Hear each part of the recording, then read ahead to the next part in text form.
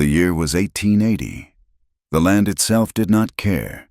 It stretched out under a white sun, a brutal expanse of baked red rock and pale dust that blurred the line between Arizona and New Mexico. The wind was the true owner of this place, a constant, scouring breath that carved the canyons and wore life down to the bone. Coyote Crossing was a raw scar on this landscape. It was not much of a town, just a huddle of unpainted lumber buildings fighting the dust. There was a saloon, its doors always swinging, a blacksmith's forge that rang out like a broken bell in the heat, a general store with fly-speaked windows, and a small, hopeful church. The railroad was coming. You could smell it on the wind, a sharp scent of steel and money that mixed uneasily with the ever-present dust and the sweat of men. And where the railroad planned to go, the army went first. Blue uniforms were becoming thick as flies, promising order while they carved a path for the Eastern capitalists. Evelyn Hart felt the grit between her teeth. She had been on the lurching stagecoach for weeks, or perhaps it had been a lifetime. She was young, just turned 22, and she had left her father's quiet parsonage back east for this. She had come west chasing the dream she read about in books, a dream of a free, romantic land. The reality was a son that seemed to want her dead and a ride that had bruised her spine. She stepped down onto the hard-packed earth, her black traveling dress now a uniform gray with dust. She tried to smooth her skirts, a useless, civilized gesture. Reverend Jonah Price stepped forward to greet her. He was a stern-looking man, his face weathered, but his eyes held a flicker of kindness. "Miss Hart, welcome to Coyote Crossing. We have prayed for your safe arrival." His wife, a woman pulled as tight as a fiddle string, nodded beside him. "You must be exhausted, child." Other town women gathered, their calico dresses faded. Their gazes were quick and measuring. They looked at Evelyn's smooth skin, untouched by the sun, and the way her pale hair was coiled so neatly. They saw a white swan, a piece of fragile china set down in a place of mud and mules. "You must be protected." "Mrs.," Price said, her voice thin as paper. "This is not Boston. There are dangers here, terrible dangers. The savages." A shadow fell over the small group. Captain Harlan Briggs. He was a man who looked as if he had been carved from the unforgiving rock itself. His blue uniform was impeccable, the brass buttons polished to a high shine. He commanded the garrison at the edge of town, the man tasked with keeping order. He smiled at Evelyn, but the smile never reached his cold, pale eyes. "Miss Hart," he said, his voice smooth and practiced. "A pleasure. We shall all endeavor to keep our new civilizing influence safe. Order is the foundation of progress." He was a man who spoke of order, but beneath it ran a current of something hard and ruthless. He was a man who hated the land and its original people with a chilling intensity. He was, though few in the town knew it, a deep and trusted friend to the railroad's less public interests. He was ready to clear the way for progress, by any means necessary, miles away, hidden in the canyons that bled into the mountains. Nietzsche watched the heat shimmer rise from the desert floor. He was a man of about 29, maybe 30 winters. He was Apache. His body was lean, honed by the desert. His skin the color of the red earth. Scars, old and new, marked his skin. He had once worn the blue coat of the army. He had served as a scout, believing, for a time, in their words of peace. Then he saw the lies. He had seen the treaties broken like dry sticks, had watched his people herded onto barren land, and had understood the deep, bottomless betrayal. He had walked away. Now, he was trusted by no one. The white men saw a dangerous, faithless Indian, some of his own people. Those who had taken the white man's food on the reservation saw him as a collaborator who had failed, a reminder of a war that was lost. He did not care. His only purpose was the valley, a place hidden deep in the mountains, a sacred place of green grass and clear water, where his ancestors were buried. The railroad men, with their maps and iron stakes, wanted to cut their steel path straight through it. He would die before he let them. Evelyn had seen him. Hours before reaching town, the stagecoach had stopped at a brackish well to water the horses. The animals drank greedily while the driver cursed the heat. Evelyn stepped away from the coach, desperate for a moment of quiet, desperate to stretch her legs and breathe air that did not smell of stale sweat. She looked up at a high ridge, defined sharp against the blinding sky. They were there, 4, maybe 5 riders. They were not soldiers. Their dark hair was long, bound by cloths. They sat their horses as if they were born as one creature, man and beast. One man sat taller than the others. He turned his head, his gaze sweeping the flatland below. It was Naichi. He was too far away to see the color of her eyes, but he saw the shape of her, a white woman, standing alone by the trail, not cowering by the wagon. He saw the dust that covered her, the weariness in the line of her back. She was different from the painted women in the saloon or the tight-faced wives in the town. Evelyn froze. Her heart hammered against her ribs so hard she thought it might break. This was him, the savage, the danger she had been warned about every day of her journey. Yet, the man's gaze, even from that distance, was not burning with the hate she had been told to expect. It was quiet. It was steady. I was proud. And beneath the pride, she saw something that stunned her. A sadness so deep it felt as old as the rocks he sat upon. The moment lasted no more than a breath. Then he turned his horse, and the small group was gone, melting back into the heat and the stone as if they had never been there at all. Coyote Crossing began to absorb her. The town was a raw mix. The saloon owner who watched everything, the blacksmith whose hammer blows set the rhythm of the day, the ranchers with faces like cracked leather. There were the saloon girls, with their bright, cheap dresses and eyes that were far too old. There were the railroad agents, smelling of cigars and Eastern money, their voices loud with promises. And there were the few Mexican families, who kept to themselves, and the few Indians who lived on the edge of town, doing the work no one else would.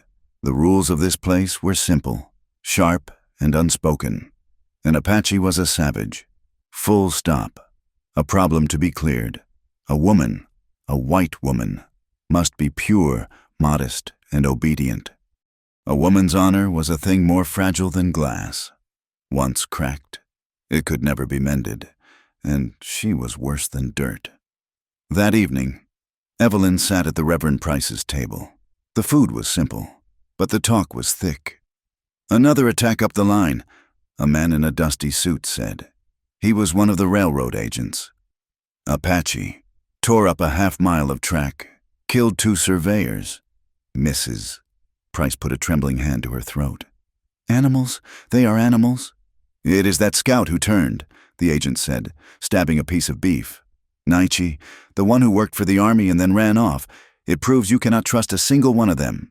You give them food, you give them schooling, and they slit your throat." Evelyn listened. She sat straight in her chair, her hands folded neatly in her lap, the perfect image of a person's daughter. But inside, something felt wrong. The stories were too simple. The hatred was too thick, too easy. She remembered the man on the ridge, the stillness of him, the sadness in his eyes. She said nothing. Of course, she was new. She was here to teach children their letters, to bring a small piece of God's grace to this hard land. She was not here to question the men who were building a new world, but the seed of doubt, tiny and hard as a kernel of corn, had been planted. The West was not romantic. It was not free. It was raw, and it was full of lies. A week passed. Evelyn Hart's small schoolhouse, a single room smelling of new pine and chalk dust, was filled with 10 children. She taught them their letters, their sums, and the stories from a Bible that felt very far away. The work was hard, but it was honest, and it gave her a place. Captain Harlan Briggs had requested her presence at the army post, a few miles outside of town. The children of the officers and senior sergeants, he explained, were running wild and required a civilizing hand. A wagon, a sturdy military transport, was sent for her. "It is just for the day, Mrs." Price had told her, fussing with Evelyn's bonnet. "You will be perfectly safe. Our soldiers will protect you." Evelyn climbed onto the hard wooden bench. 2 troopers sat up front. One held the reins, a young man who looked barely old enough to shave. The other held a rifle across his lap, his face bored and gray with dust. The wagon pulled away from Coyote Crossing, the wheels grinding on the rocky trail. The land here was different. The open desert narrowed into a winding canyon. Red rock walls rose on either side, high and sheer, throwing the trail into a deep, cool shadow. It was quiet. The only sounds were the clop of the horses, the jingle of harness, and the rumble of the iron-shod wheels. It was a suffocating quiet. Evelyn held her satchel of books on her lap, the image of the rider on the ridge. The man called Nietzsche had stayed with her. She had heard his name spoken like a curse in the saloon, like a ghost story in the parlor. She tried to reconcile the man she had seen, the one whose eyes held such profound sadness, with the monster of the town's stories. The thought was cut short by a sound that did not belong, a high ululating cry that ripped the air and echoed off the stone walls. Before the driver could even pull on the reins, the world exploded. A shot cracked, sharp and flat. The young driver grunted, a strange, wet sound, and slumped forward. The reins fell from his hands. The man beside him raised his rifle, shouting something Evelyn could not hear, and then he too was gone, thrown from the wagon as a second shot hit him. The horses screamed, uncontrolled, maddened by the gunfire. They bolted. The wagon leapt forward, slamming Evelyn against the wooden siding. Her bonnet was ripped from her head. Her books spilled across the floorboards. Men on horseback poured from a cleft in the rock, fanning out behind them, whooping and firing. Evelyn screamed. She saw feathers. She saw faces streaked with crude paint. She saw the bright, terrible eyes. Indians, Apache, just as they had warned her. She scrambled to the floor, hiding behind a crate of army supplies. The wagon bed was slick with the driver's blood. The vehicle pitched and swayed violently, the horses running blind in their terror. A bullet tore through the canvas cover above her head. Another slammed into the crate she hid behind, the wood splintering. This was it, the glass cage she had lived in all her life, the protection of her father's church, of her skin, of her civilized manners. It did not just crack, it shattered into 1,000 pieces. There was no poetry here. There was no romance. There was only the stink of gunpowder, the scream of horses, and the certainty of a brutal, lonely death on a floor sticky with blood. The wagon struck a large rock. The left wheel shattered. The entire transport groaned, tilted, and began to tip over, skidding toward the canyon wall. High above, Nietzsche had been watching the wagon for a mile. He knew where it was going. He knew who was in it. He had seen her leave the town. He was scouting, watching the movements of the soldiers, when he saw the men hidden in the rocks. And he knew them. They were not Apache. Their paint was wrong, applied with haste and ignorance. Their movements were white men's movements, heavy in the saddle. They were Briggs's men. The hired guns he kept for work the army could not officially do. He saw their plan instantly.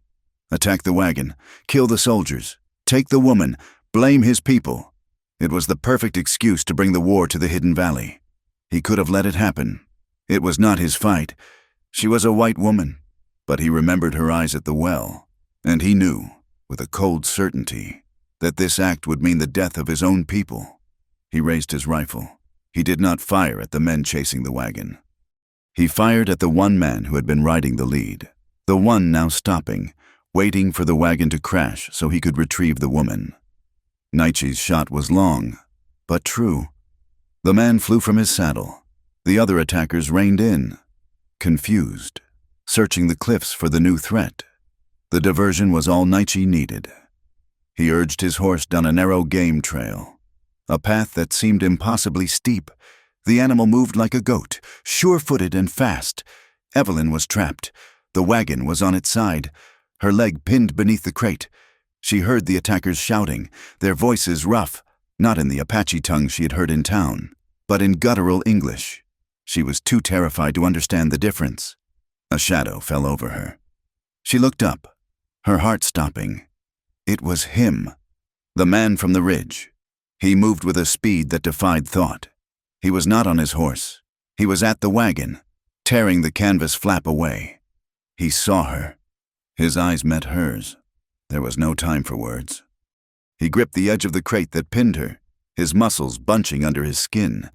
With a single, explosive grunt of effort, he heaved it upward. Just enough. Evelyn screamed as pain shot through her leg, but she was free. He reached in.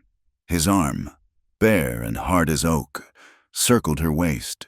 He did not pull her out gently. He dragged her, hauled her from the wreck like a sack of grain. Evelyn felt the world spin. She was lifted. She was held against a chest that was solid, warm, and smelled of leather, horse, and something else, something wild, like wood smoke and the desert itself. His strength was terrifying. He held her entire weight with one arm as he swung onto his horse, placing her in front of him. She felt his heartbeat. It was fast, a powerful, steady drum against her back, so different from the frantic, failing flutter in her own chest. He kicked the horse, and they were moving, not back down the trail, but straight toward the canyon wall. A narrow cleft, barely visible, opened up. They plunged into the darkness. Behind them, one of the attackers, the one who had been riding shotgun and had been thrown clear into the bushes, watched it all. He was dazed, his arm broken, but he saw it. He saw a tall, long-haired Apache warrior pull Miss Hart from the wagon, throw her onto his horse, and ride off with her. He did not see Naichi fire the shot. He did not see the other attackers. He only saw the savage, the teacher, and the kidnapping. He began the painful, stumbling walk back to the fort, a story of violation and atrocity forming on his lips. At the post, Captain Harlan Briggs received the report. His face became a mask of cold fury. He took her, Naichi, that red bastard took her. He slammed his fist on his desk. This is what they do. This is what we are fighting. They have taken a white woman, our teacher. We will hunt him down. We will burn them out. Every last one. He smiled. A thin, satisfied smile. As the trooper turned to sound the alarm, the cleft in the rock was narrow and dark. Naichi slid from the horse and lifted Evelyn down. Her legs buckled. She would have fallen if he had not held her. He set her down with her back against the stone. She was sobbing. Great. Gulping breaths that hurt her chest. Please, she whispered, her voice broken. Please do not hurt me. Please. Naichi stood back, giving her space. His face was impossible to read. The air in the cleft was suddenly cold. Outside, the sky had turned a bruised purple. A drop of rain hit the rock by Evelyn's head. Then another. I do not hurt you, he said. His voice startled her. It was deep, and his English was broken.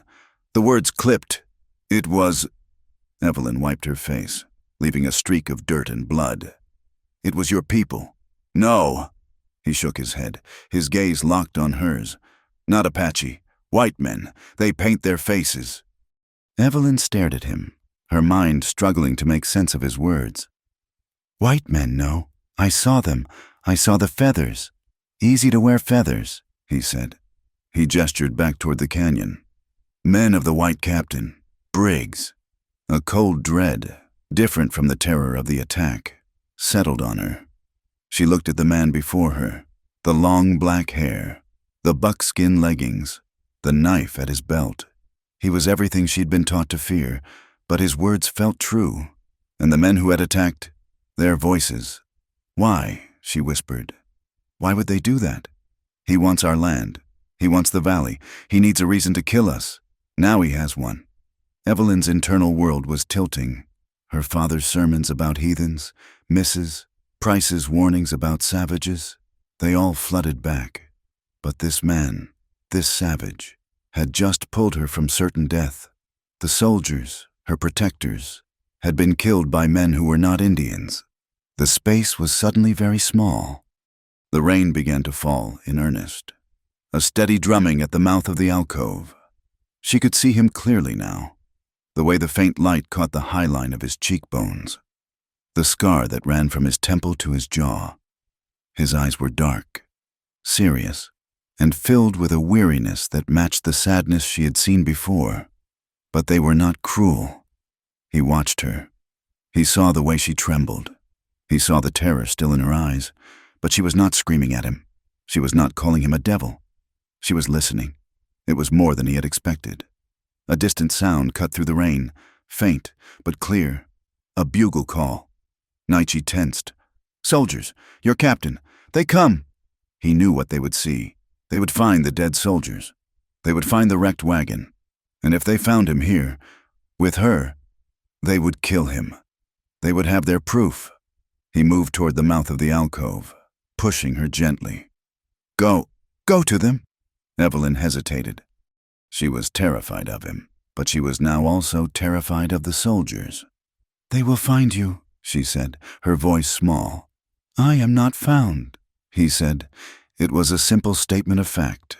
He stopped her, his hand hovering near her shoulder. His gaze was so intense it felt like a physical touch. "You must listen," he said, his voice low and urgent.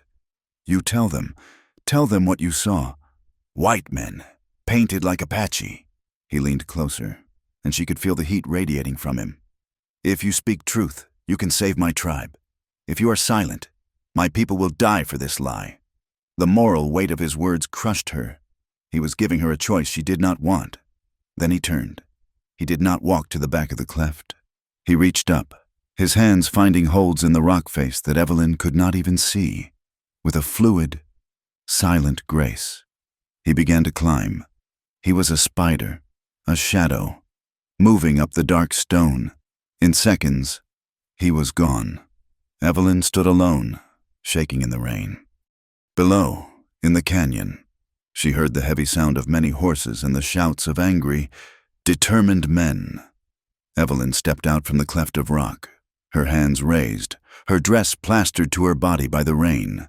The soldiers, their blue coats dark with water, surrounded her instantly. Their faces were grim, their rifles ready. "Miss Hart," a sergeant shouted, his voice rough with shock. "Are you harmed, ma'am? Did he touch you?" Evelyn's mind was a blank, white fog of terror and confusion. She could only shake her head, her wet hair clinging to her cheeks. She was pulled onto a horse behind one of the troopers, her arms wrapped around his unfamiliar waist. The ride back to the post was a blur. All she could see was the broken wagon, the still forms of the drivers covered by a tarp, and the dark, accusing eyes of Captain Harlan Briggs as he met them at the gate. When she was returned to Coyote Crossing, wrapped in a coarse army blanket, the story had already arrived before her. It had taken root in the town's fertile soil of fear and prejudice. She was a victim, a survivor, Mrs. Price and the other women of the church auxiliary descended upon her. They swept her into the parsonage, their hands fluttering over her, their voices a high, breathless chorus of pity and horror. "That animal," one woman whispered, her face pale, "to lay his filthy hands on you. A miracle you were spared. Evelyn, Mrs., Price said, forcing a cup of hot, bitter tea into her hands. "Spared from the worst, a true testament to your purity." Evelyn sat there, shivering, though the room was warm. She felt like a doll being passed around. They were not seeing her. They were seeing a symbol, a white saint who had been touched by a red devil and had, by the grace of God and the speed of the United States cavalry, remained undefiled. The feeling was suffocating.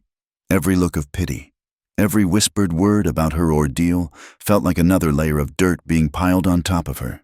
She wanted to scream that it was not true, that he had saved her, that the real devils had been white men. But she saw the faces of the women around her, the absolute certainty, the hungry, vicarious terror in their eyes. To speak the truth would not be to correct a simple mistake. It would be to shatter their entire world. They would not believe her. They would believe she was mad. Or worse. That evening, Captain Briggs addressed the small crowd that had gathered in front of the saloon. He stood on the boardwalk, his uniform now dry and pristine, his voice ringing with authority and righteous anger. Evelyn stood beside Reverend Price, a silent, necessary prop for the captain's performance. "Citizens of Coyote Crossing," Briggs began, his voice carrying in the cool evening air. "Today we witnessed the true face of the Apache. They attacked a military wagon. They murdered 2 good soldiers in cold blood. And they took this brave woman. He gestured to Evelyn. "Our schoolteacher. As their prize." The crowd growled. Men checked the pistols at their belts. "By God's grace and the swift action of your army, we pursued. We engaged the savages. And in the firefight, they were forced to abandon their captive. We drove them back into the hills." He presented the story as a clean, heroic victory. The lone wounded trooper who had stumbled back to the fort had given his report, and Briggs had polished it into a perfect weapon. Evelyn stood frozen, her stomach twisted into a cold knot. "We engaged the savages. He was lying about everything." She looked at the faces in the crowd, all turned up to Briggs, all believing him. She looked at Reverend Price, who nodded grimly, accepting the captain's words as gospel. Briggs' eyes found hers. For a fraction of a second, his cold gaze held her. It was not a look of concern. It was a warning. It was a command. Be silent. And she looked down at her hands, unable to meet the gaze of the townspeople who now saw her as a hero, a survivor. She had saved herself from one kind of death in the canyon, only to be trapped in another, a living death of lies. That night, she could not sleep. She lay in the small, narrow bed in the parsonage, the scent of lye soap on the sheets. But all she could smell was the wood smoke and leather of the man who had saved her.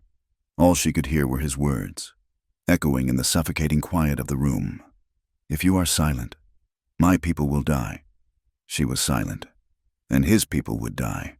The guilt was a physical thing. It was a stone in her chest, a sickness in her gut.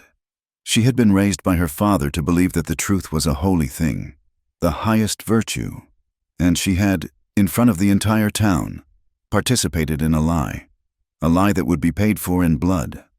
She was torn between the safety of her life here, the acceptance of the only community she had, and the sharp, undeniable voice of her conscience. She had chosen safety. She despised herself for it. The next few days were a waking nightmare. Briggs's lie took on a life of its own. It became a fact. The railroad agents declared the area unsafe. The Army sent word that Captain Briggs' request for reinforcements was being approved. He was given a free hand to resolve the Apache problem permanently. The Apache problem was Naichi. The target was the Sacred Valley, the last piece of unconquered land that stood between the railroad and its ambition. Evelyn tried to teach. She stood in front of the children, her voice sounding strange and thin to her own ears as she led them in their letters. The children watched her with a new, morbid curiosity. She was the teacher who had been taken. A few nights later, she was at the schoolhouse late, grading papers by the light of a single kerosene lamp. The town was quiet.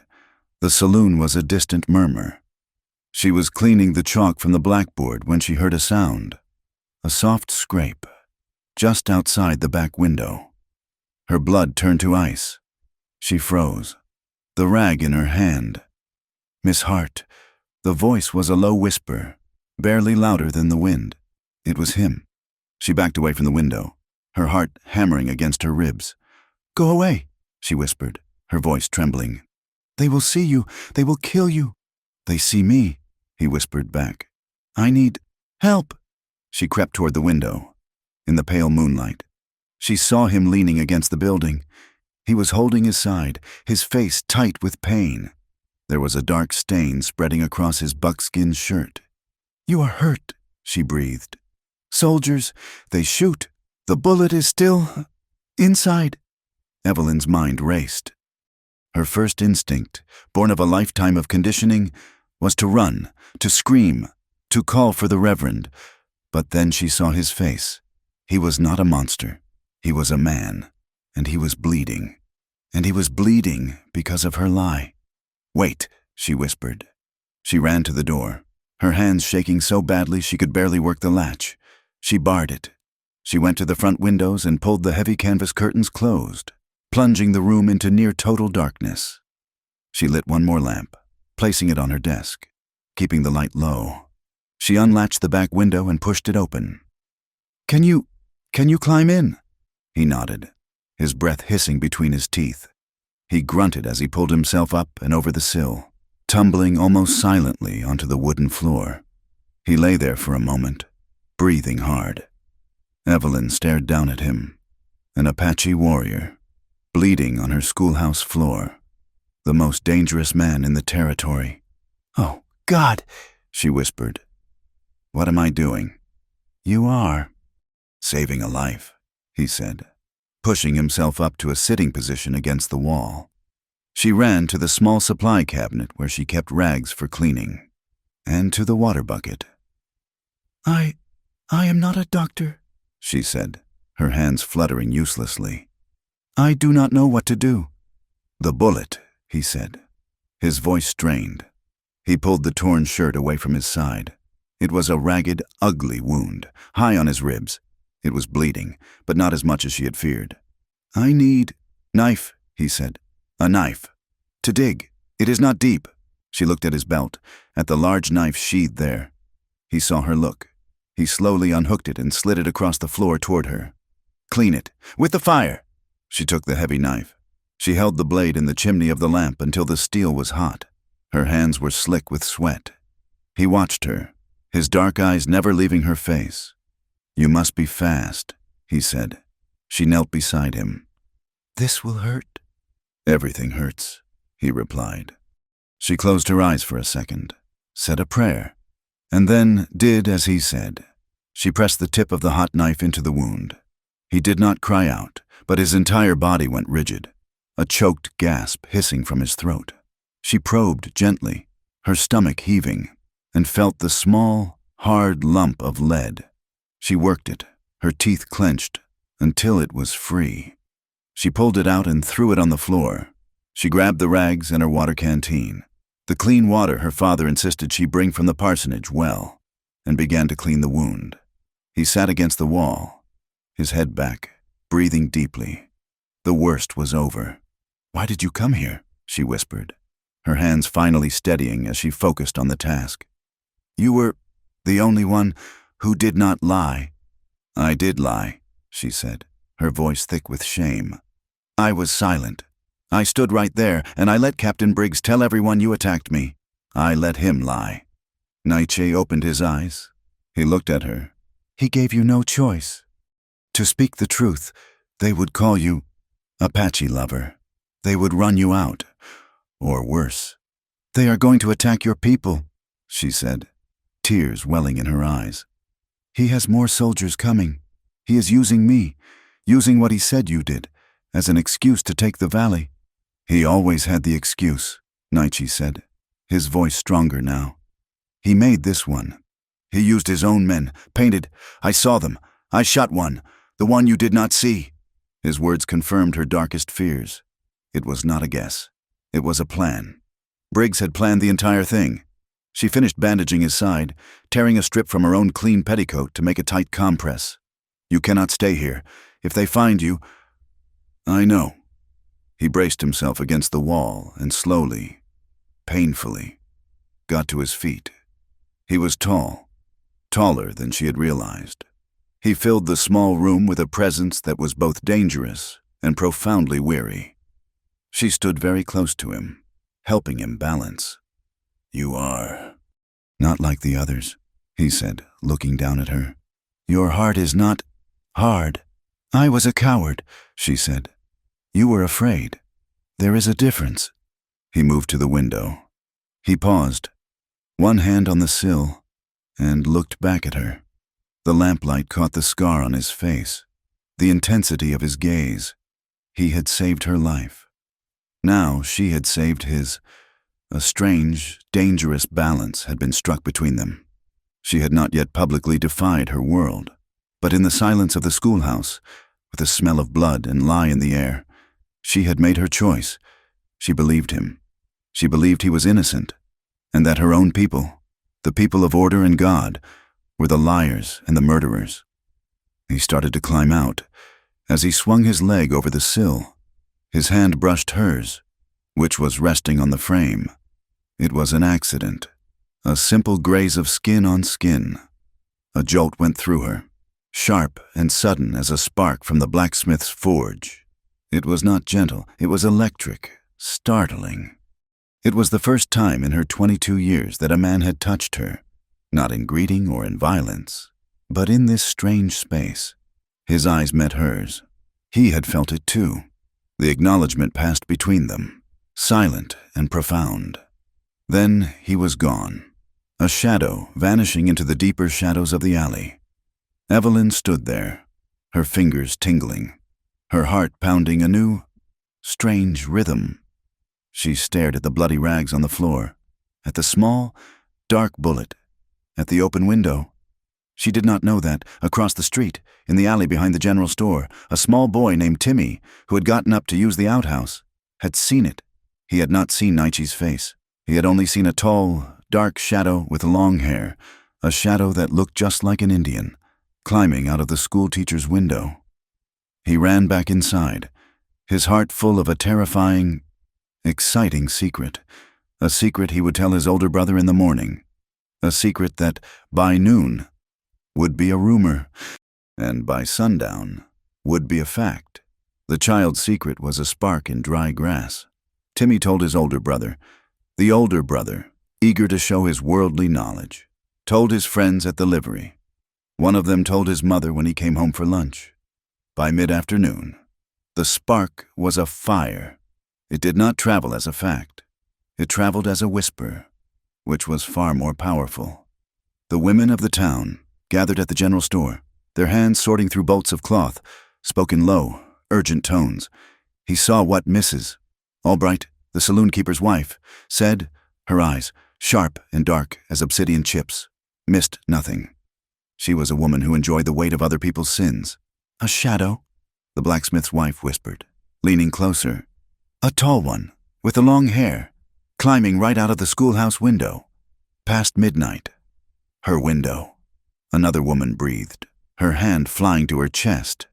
The pieces, which had been separate, now locked together in their minds. The attack. The fact that Evelyn had been alone with that Apache. Nietzsche, the strange, defiant way she spoke of him, claiming he had saved her. She defended him. "Mrs. Albright said, her voice heavy with insinuation. "At the Reverend's own table, said the soldiers were lying." "It is unnatural," the blacksmith's wife declared. "She has been here only a short time, and she seems, well, far too comfortable with the idea of them." "Mrs. Albright nodded, a slow, grim finality. "Some women, they have a strange interest in that kind of darkness, a weakness for the savage, you might say." The verdict was passed. Evelyn Hart, the white swan, was soiled. The rumor, now hardened into a near certainty, reached Captain Harlan Briggs before sundown. He did not care if it was true. He only cared that it was useful. He had been frustrated by her silence, by her stubborn refusal to give him the testimony of violation he needed. Now, the town was doing his work for him. He did not summon her to the fort. That would be too official. Instead, he paid a polite visit to the parsonage, requesting a private word with Miss Hart. They sat in Reverend Price's small, stiff parlor, the air thick with the smell of old books and wax polish. Mrs. Price served tea and then reluctantly left them. "Miss Hart," Briggs began, his voice a perfect blend of paternal concern and military authority. "I am here about your ordeal." Evelyn sat rigid, her hands clasped in her lap. "I'm well, Captain, thank you." "Are you?" he asked, his pale eyes searching her face. "This town, it worries you. This rumor, you see, that you were seen, entertaining that savage, in the schoolhouse." Evelyn's blood ran cold.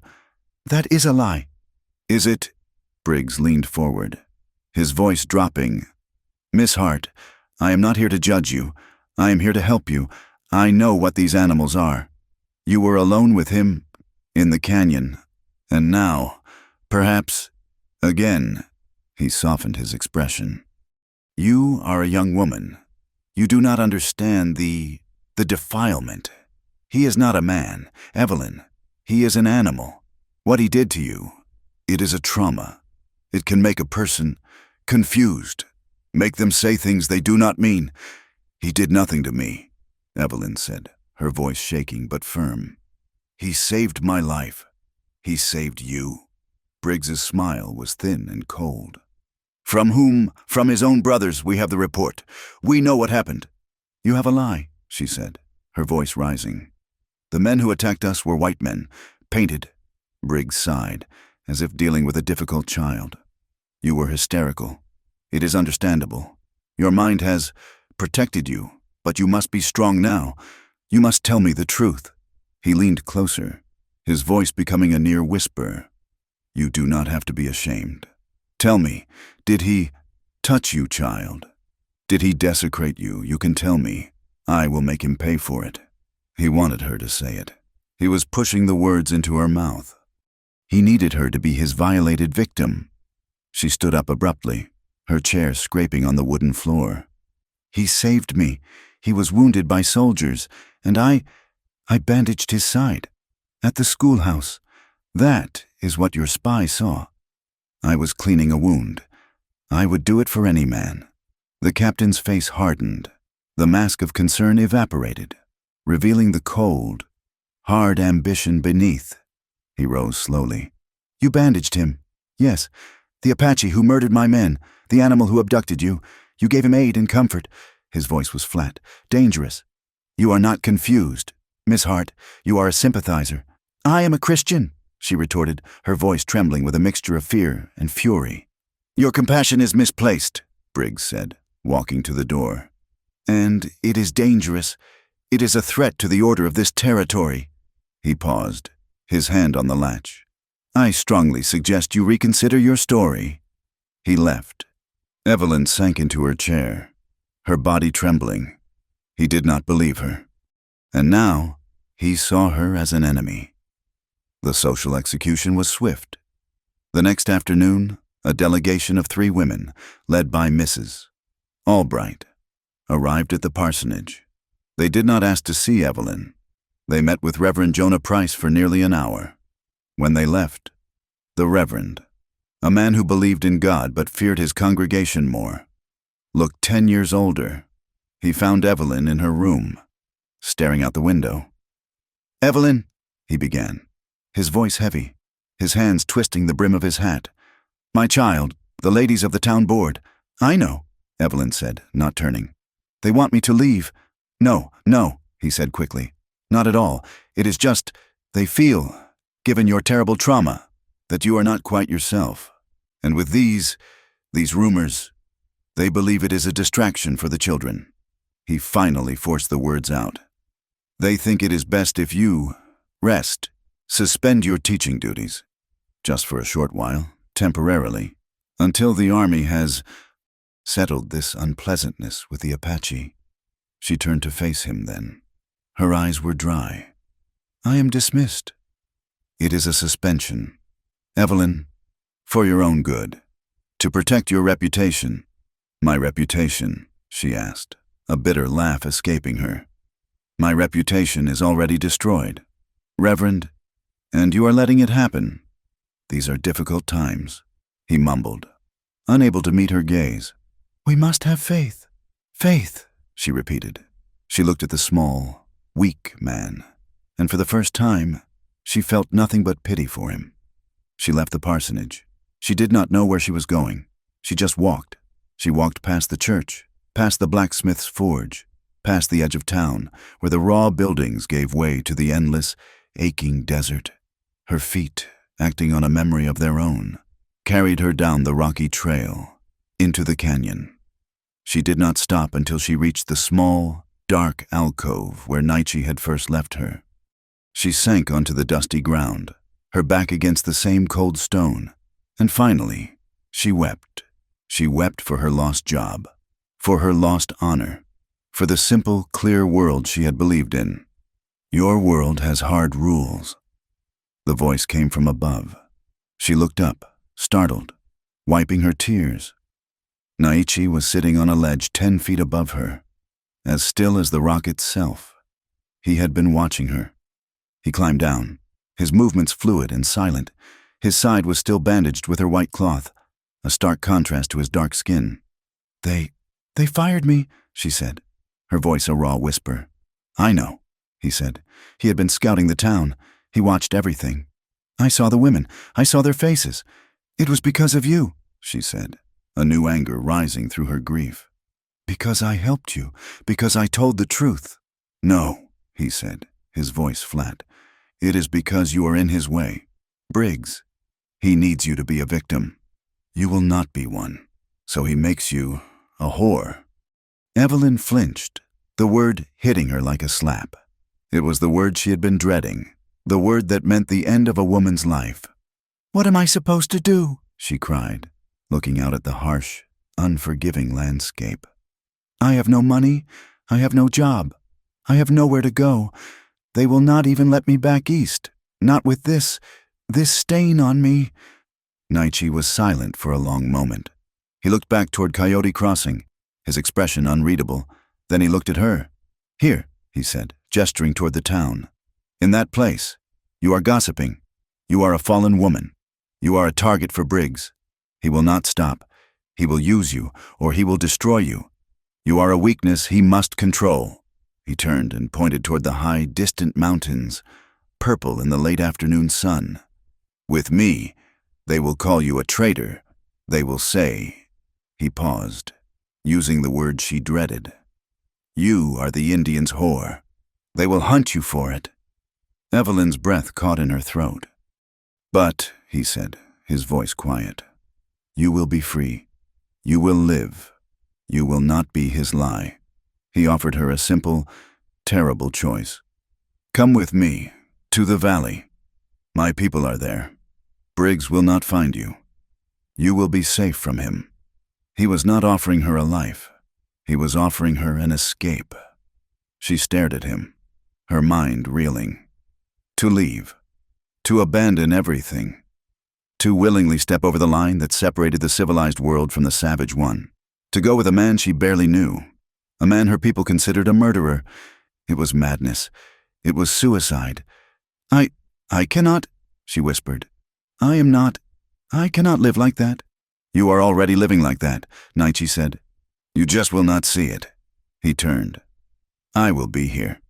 Until the moon is high. Then I go. He began to climb the rocks, leaving her alone with the impossible choice. She stumbled back to Coyote Crossing as the sun began to bleed into the horizon. Her mind was a battlefield. To stay meant facing misses. Albright's sneer, the Reverend's pity, and Captain Briggs's cold, controlling ambition. It meant living as a pariah, a living ghost in a town that had already condemned her. To go meant becoming the very thing they accused her of being. She entered the town. The street was quiet. Most people inside for their supper. But there was a noise from an alley. Shouting. The sound of fists on flesh. Evelyn paused. She crept closer. 2 of Briggs' soldiers, their blue uniforms sloppy, their faces flush with whiskey, had a young Apache man pinned against a wall. He was a boy, really, no more than 17, one of the few who lived on the edge of town, doing odd jobs. Look at me when I talk to you. Red skin. One soldier slurred, smashing his fist into the boy's stomach. The boy grunted, spitting blood. Heard you was looking at Miss Julie, the other soldier said, grabbing the boy's hair and slamming his head against the wood. You think you can look at a white woman? From the boardwalk of the saloon. Captain Harlan Briggs watched. He held a glass of whiskey in his hand. He did not intervene. He nodded, a small, satisfied gesture of approval. The townspeople, the blacksmith, the store owner, they passed the alley. They saw, they heard, and they kept walking. Evelyn's blood turned to ice. This was it. This was the order Briggs was protecting. This was the civilization she was clinging to. A world where men could be beaten to death in public for a look, while the law watched and approved. A world that fed on lies and casual brutality. Her choice was no longer a choice. She did not run. She walked, her back straight, her mind perfectly, terrifyingly clear. She went to the parsonage. Mrs. Price was in the kitchen, humming a hymn as she washed the dishes. Evelyn went to her room. She took her small satchel. She packed her mother's Bible. She packed her only other dress. She took the $7 she had saved from her teaching. She scribbled a note for Reverend Price, leaving it on her pillow. Reverend, You were wrong. It is not about faith. It is about truth. I am going to find it. Do not look for me. She waited until the sky was a deep, star-filled purple. She slipped out the back door, through the yard, and into the alley. She did not look back. She walked into the desert. She did not run. She walked with a steady, determined pace, her small bag clutched in her hand. She reached the canyon. The moon was just beginning to rise, bathing the red rocks in a ghostly white light. He was there, exactly as he had promised. He was not on the ledge. He was standing at the mouth of the alcove, holding the reins of his own horse, and a small, sturdy pinto. He saw her coming. He did not speak. He did not need to. Her presence was his answer. He simply nodded once and held out the reins of the pinto. "It is a hard trail," he said, his voice low in the vast quiet. Evelyn took the leather reins. Her hand was steady. "I am ready." She put her foot in the stirrup and mounted the horse. Evelyn Hart, a parson's daughter from Boston, turned her back on the lights of Coyote Crossing and rode into the desert with an Apache warrior. They rode in silence, two small figures against the vast, indifferent landscape. Nietzsche did not take the trails. He led her through a maze of dry washes and narrow game paths, climbing ridges of shattered rock that forced the horses to pick their way with care. He moved with a quiet, efficient purpose, his head constantly turning, his senses alert to the snap of a twig or the distant cry of a hawk. Evelyn clung to the reins of the pinto. The moon was a thin, cold sliver, offering just enough light to turn the world into a land of bone-white rock and bottomless black shadows. The wind was relentless. It was not the gentle breeze of a Boston evening. It was a cold, sharp blade that sliced through her thin dress and shawl, chilling her to the marrow. She had never felt so small. The sheer scale of the night, the crushing weight of the silence, was terrifying. This was his world. A world without lampposts, without sidewalks, without the comforting creak of a familiar house. She had made her choice, and now, with every hoofbeat that carried her further from Coyote Crossing, she felt the finality of it. She was adrift in an ocean of stone and shadow. They rode for hours, climbing higher into the foothills. Nietzsche seemed to track a path that only he could see, navigating by the stars and the shape of the ridge lines. Then the wind changed. It stopped being a steady, cold push. It began to howl, a low, rising wail that seemed to come from the earth itself. Nietzsche reined on his horse, his head lifted, sniffing the air. He turned in the saddle and pointed to the southwest.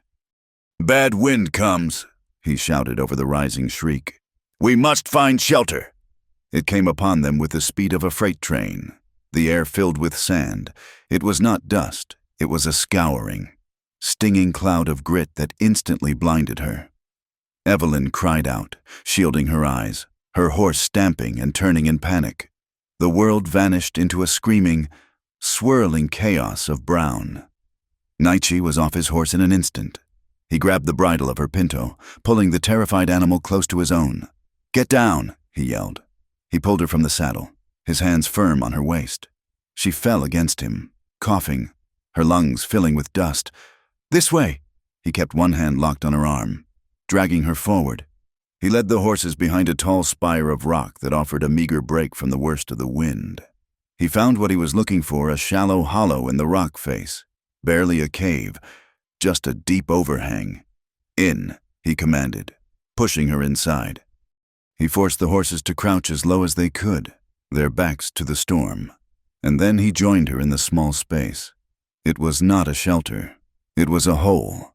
It was cramped, barely large enough for two people to sit. The wind screamed past the opening, a demonic sound. Sand and grit poured in, covering everything.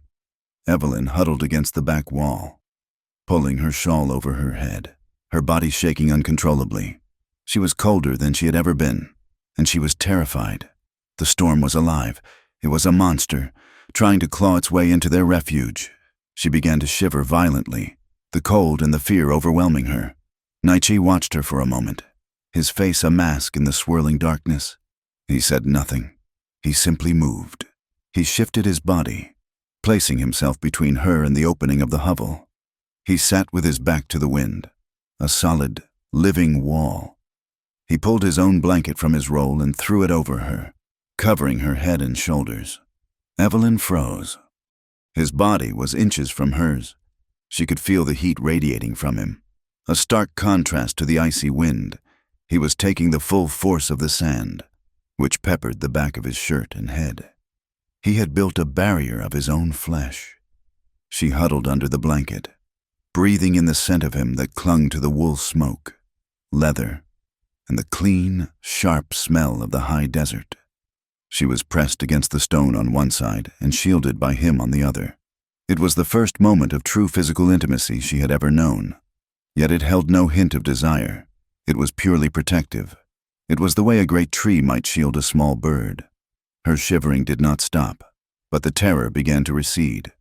She closed her eyes, listening to the solid, steady rhythm of his breathing, a counterpoint to the storm's howl. And in that dark, grit-filled hovel, protected by the very man her world called a savage, Evelyn Hart survived her first night in the wilderness. The storm passed before dawn. When the sun rose, it revealed a world scoured clean, the light a pale, watery yellow. They were both covered in a fine layer of sand. Nietzsche moved, his muscles stiff. He stood and looked out at the changed landscape, then began to check the horses, his movements economical and practiced. Evelyn crawled out, her body aching in places she did not know she had. She felt filthy, her hair a tangled, gritty mass, her mouth dry. They rode on, moving deeper into the high country. That night, they made their first real camp. Nietzsche chose a spot in a small canyon, protected by high walls, where a trickle of water seeped from the rock. He handed her his flint and steel. "Make fire," he said. Evelyn looked at the tools, then at the sparse, dry brush. She felt a flush of shame. Back home, a fire was something that appeared in the hearth, laid by a servant. She knelt and tried, scraping the steel against the flint, but the sparks were weak and died instantly. After several minutes of her useless fumbling, Nietzsche took the tools from her. He did not mock her. He simply knelt, gathered a small nest of the driest fibers, and struck the flint once. A spark caught. He blew on it gently, coaxing it, feeding it tiny twigs until a small, clean flame appeared. He had created fire from stone. He gave her a small knife. "Cut," he said, gesturing to a rabbit he had produced from his saddlebag. She recoiled, her stomach turning. "I cannot," he sighed, a small, impatient sound. He took the knife and, with a few swift, practiced motions, skinned and cleaned the animal. He skewered the pieces on a green mesquite branch and set it over the flames. They ate in silence. The meat was tough, smoky, and delicious. It was the first food she had truly tasted in days. The fire warmed her front, while the cold desert night pressed against her back. "In my father's house," she said suddenly, her voice quiet. "There is a room full of books, walls of them. I thought I could learn everything about the world from those books." Nietzsche watched the fire. He said nothing, waiting for her to continue. "They did not teach me this," she said, gesturing to the fire, the rabbit, the vast, starry sky above. "They did not teach me anything real." Nietzsche looked up, past the canyon walls, to the pinpricks of light. "These are my books," he said, his voice low. He pointed to the mountains, dark shapes against the stars. "That ridge tells me the story of the land. The wind tells me when the storm comes. The stars show me the trail." He looked back at her, his dark eyes reflecting the fire. "Your books are the words of dead men. My library is the voice of the earth. It is always speaking. You only have to learn how to listen." Evelyn watched him, a strange feeling unfolding in her chest. He was not uneducated. He was educated in a different, deeper way than she could comprehend. Later, when she had fallen into an exhausted sleep, wrapped in his blanket near the fire, Nietzsche sat and watched her. His internal conflict was as harsh as the desert itself. He had done a dangerous thing. He knew what she was, Taklishikan, A white woman. But more than that, she was a virgin.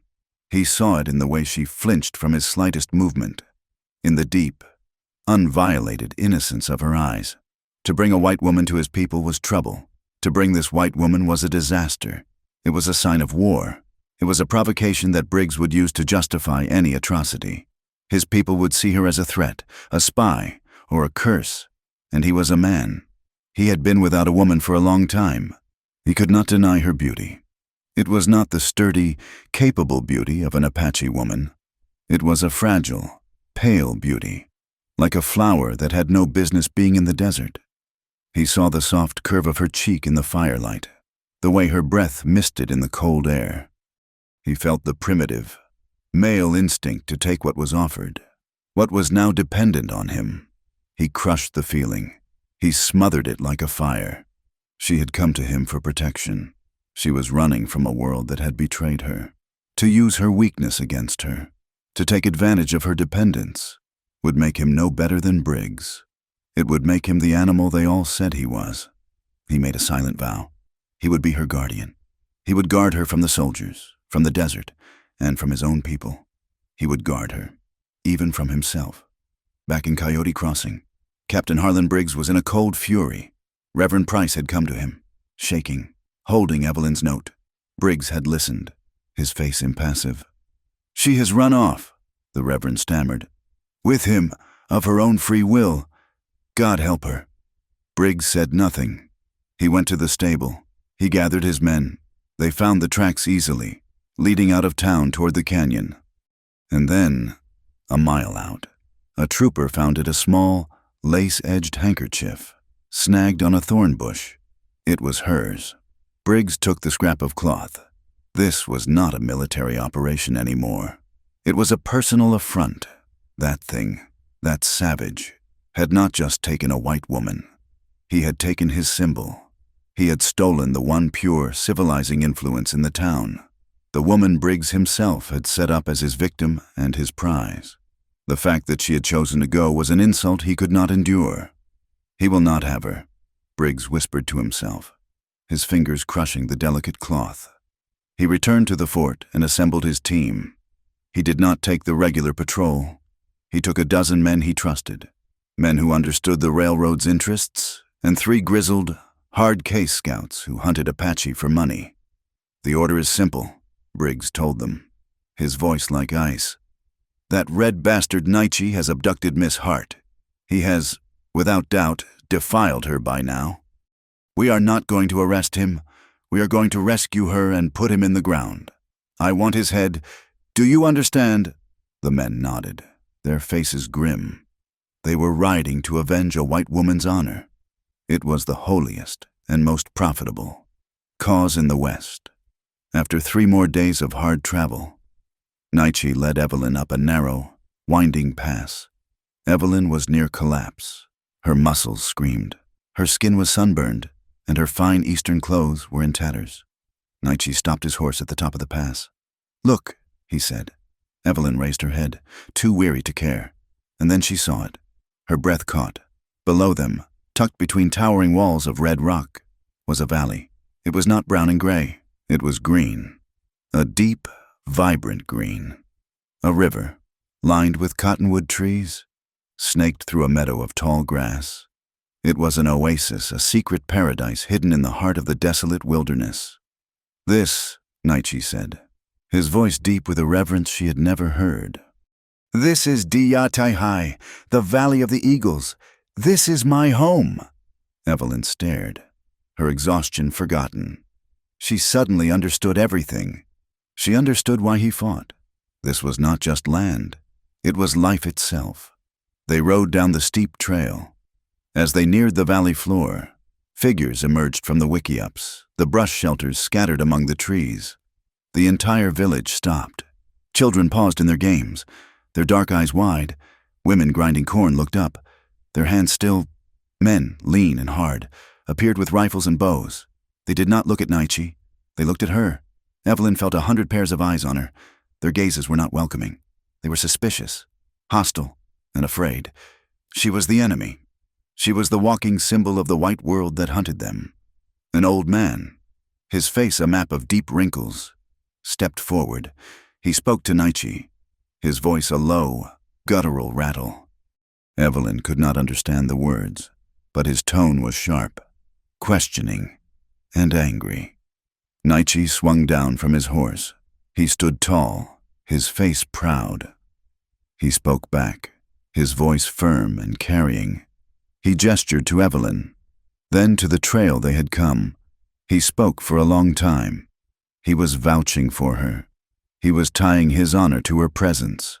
The old man listened, his expression unchanging. When Naichi finished, the elder looked at Evelyn. His eyes were ancient, and they held no pity. He saw her not as a woman, but as a problem. Naichi turned to Evelyn and held up his hand to help her down. "They do not trust you," he said, his voice low. "They think you are a spy for the soldiers." "What did you tell them?" she whispered, her feet touching the sacred ground. "I told them you are my responsibility," he said, his gaze meeting hers. "If you bring danger, that danger is on my head." Evelyn stood by her horse, alone in a sea of hostile faces, having traded one prison for another. The days that followed were a form of waking purgatory. Naichi gave her a small, empty wickiup to use, a brush shelter that was dry and clean, but she was left utterly alone. The other Apache, the women in particular, would not meet her eyes.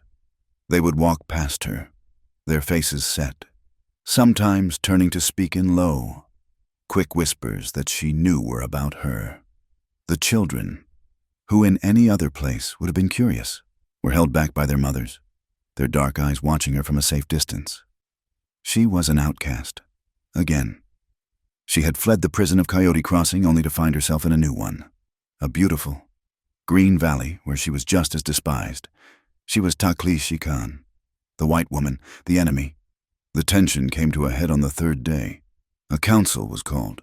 The men of the tribe, the warriors and the elders, gathered in a circle under the largest cottonwood tree. Naichi stood in the center, his face like carved stone. Evelyn was not invited, but she stood near her wickiup, able to see. She did not need to understand the words to know she was the subject. A young warrior, his face painted with 2 black stripes, spoke with sharp, angry gestures. He pointed toward the pass she had come through, then at her. His voice was loud, accusing. Naichi's voice, when he replied, was low and steady, but it cut through the murmurs. He spoke for a long time. He pointed not just to her, but back to the world outside, to the railroad, to the soldiers. One of the oldest men, the one who had first greeted them, finally spoke. His voice was dry, like stones rattling. The council grew silent. He seemed to be weighing Naichi's words. The young warrior, Taza, was not satisfied. He shouted one last thing at Naichi, his hand on the knife at his belt. "This woman is the rain that brings the flood. Briggs will follow her, and our children will die because you brought her here." Several other young men grunted in agreement. They wanted her gone. Give her back to the soldiers. A trade for peace. Naichi shook his head. He said something that sounded final, a rejection of their demand. The council broke apart, not with agreement, but with a heavy, simmering anger. The tribe was divided. Evelyn's identity crisis, which had begun in the schoolhouse, now consumed her. She had been a parson's daughter, a symbol of Eastern civility. Then she had been a victim, a survivor, then a sympathizer, a fallen woman. Now she was a curse, a spy. She was none of those things, and in being none of them, she felt she was nothing at all. She did not belong to the white world, which had lied about her, and she did not belong to the Apache world, which now feared her. She was a ghost, trapped between 2 warring lands, belonging to neither. That afternoon, the sky changed. The brilliant, clear blue of the valley began to thicken. The air grew heavy, still, and a sick yellowish light filtered through the cottonwood leaves. The birds fell silent. Naichi found her by the river, where she had been watching the water, the only thing in the valley that did not seem to judge her. "A great storm comes," he said, his voice urgent. He was no longer the man from the council. He was the scout, reading the signs. The sky is bad. We must go higher. Higher. When the sky turns this color, the river does not rise. It attacks. We cannot stay on the valley floor. He began securing his weapons, his horses. The other Apache were moving with a frantic, practiced speed, grabbing dried food, pulling their children, and abandoning the low-lying wickiups, racing for the high ledges and caves that lined the valley walls. The first crack of thunder was not a distant rumble. It was a violent, physical explosion that seemed to split the sky directly overhead. Evelyn cried out, clapping her hands over her ears. And then the rain came. It was not a storm. It was a deluge. It was as if the bottom of the sky had ripped open. Water fell in solid, driving sheets, instantly turning the rich earth of the valley into a sea of mud. The wind howled, a solid, screaming force that tore leaves from the trees and flattened the tall grass. The river, which had been a peaceful, winding stream, began to roar. It swelled, climbing its banks in seconds, swallowing the meadow. Wickiups were lifted from their foundations and tossed about like straw. Evelyn now. Naichi grabbed her arm. She could barely stand against the force of the wind.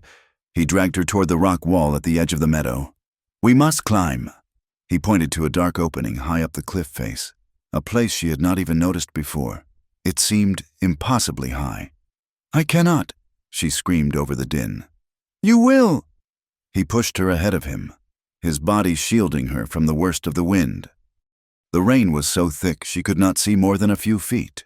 The world was a chaos of water and noise. He shoved her toward the rock face, where a narrow, treacherous path began. Go! She climbed, her fingers raw, her tattered dress catching on the stones. The path was slick, turning into a small waterfall. He was right behind her, his hand on her back, pushing her, steadying her when her foot slipped. Lightning struck the valley floor, hitting a tree, which exploded in a shower of white-hot splinters. Evelyn screamed. Do not look, Naichi yelled. Keep climbing. She reached the cave, pulling herself over the ledge, and collapsed onto the dry, dusty floor. She was sobbing, shaking, soaked to the skin. Naichi scrambled in behind her, his chest heaving. They were safe. The cave was deep and, most importantly, high. Below them, the entire valley had become a churning, brown lake. The river was a monster, destroying everything.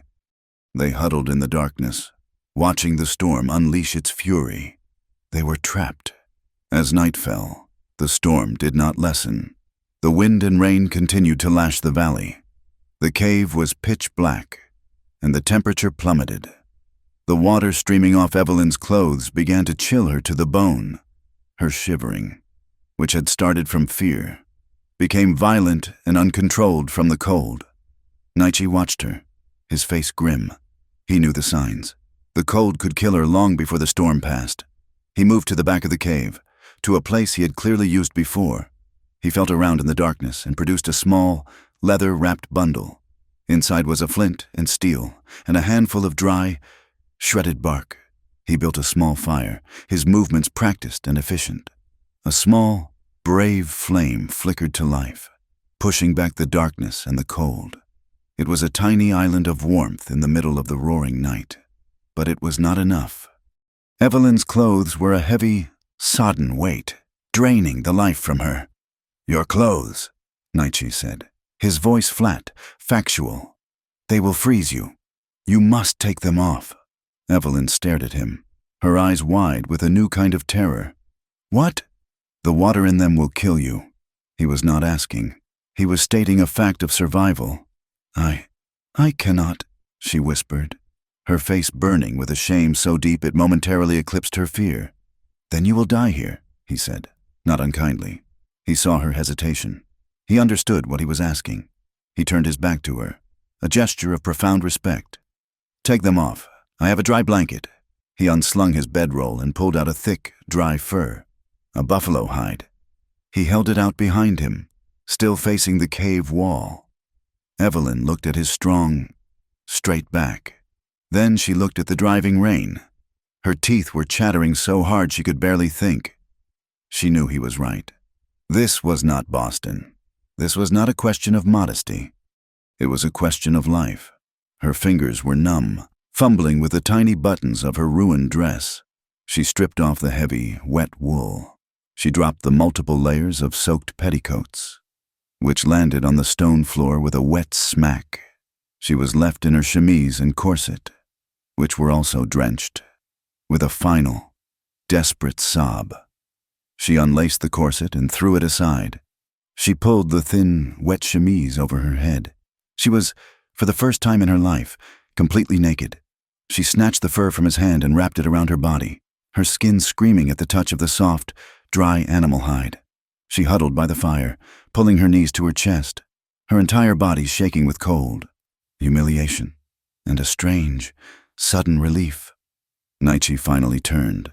He fed more wood to the fire, his movements calm, his eyes carefully averted from her, fixed only on the flames. The storm raged outside. The fire crackled inside. The weight of what she had done, of where she was, of what she had become, finally broke her.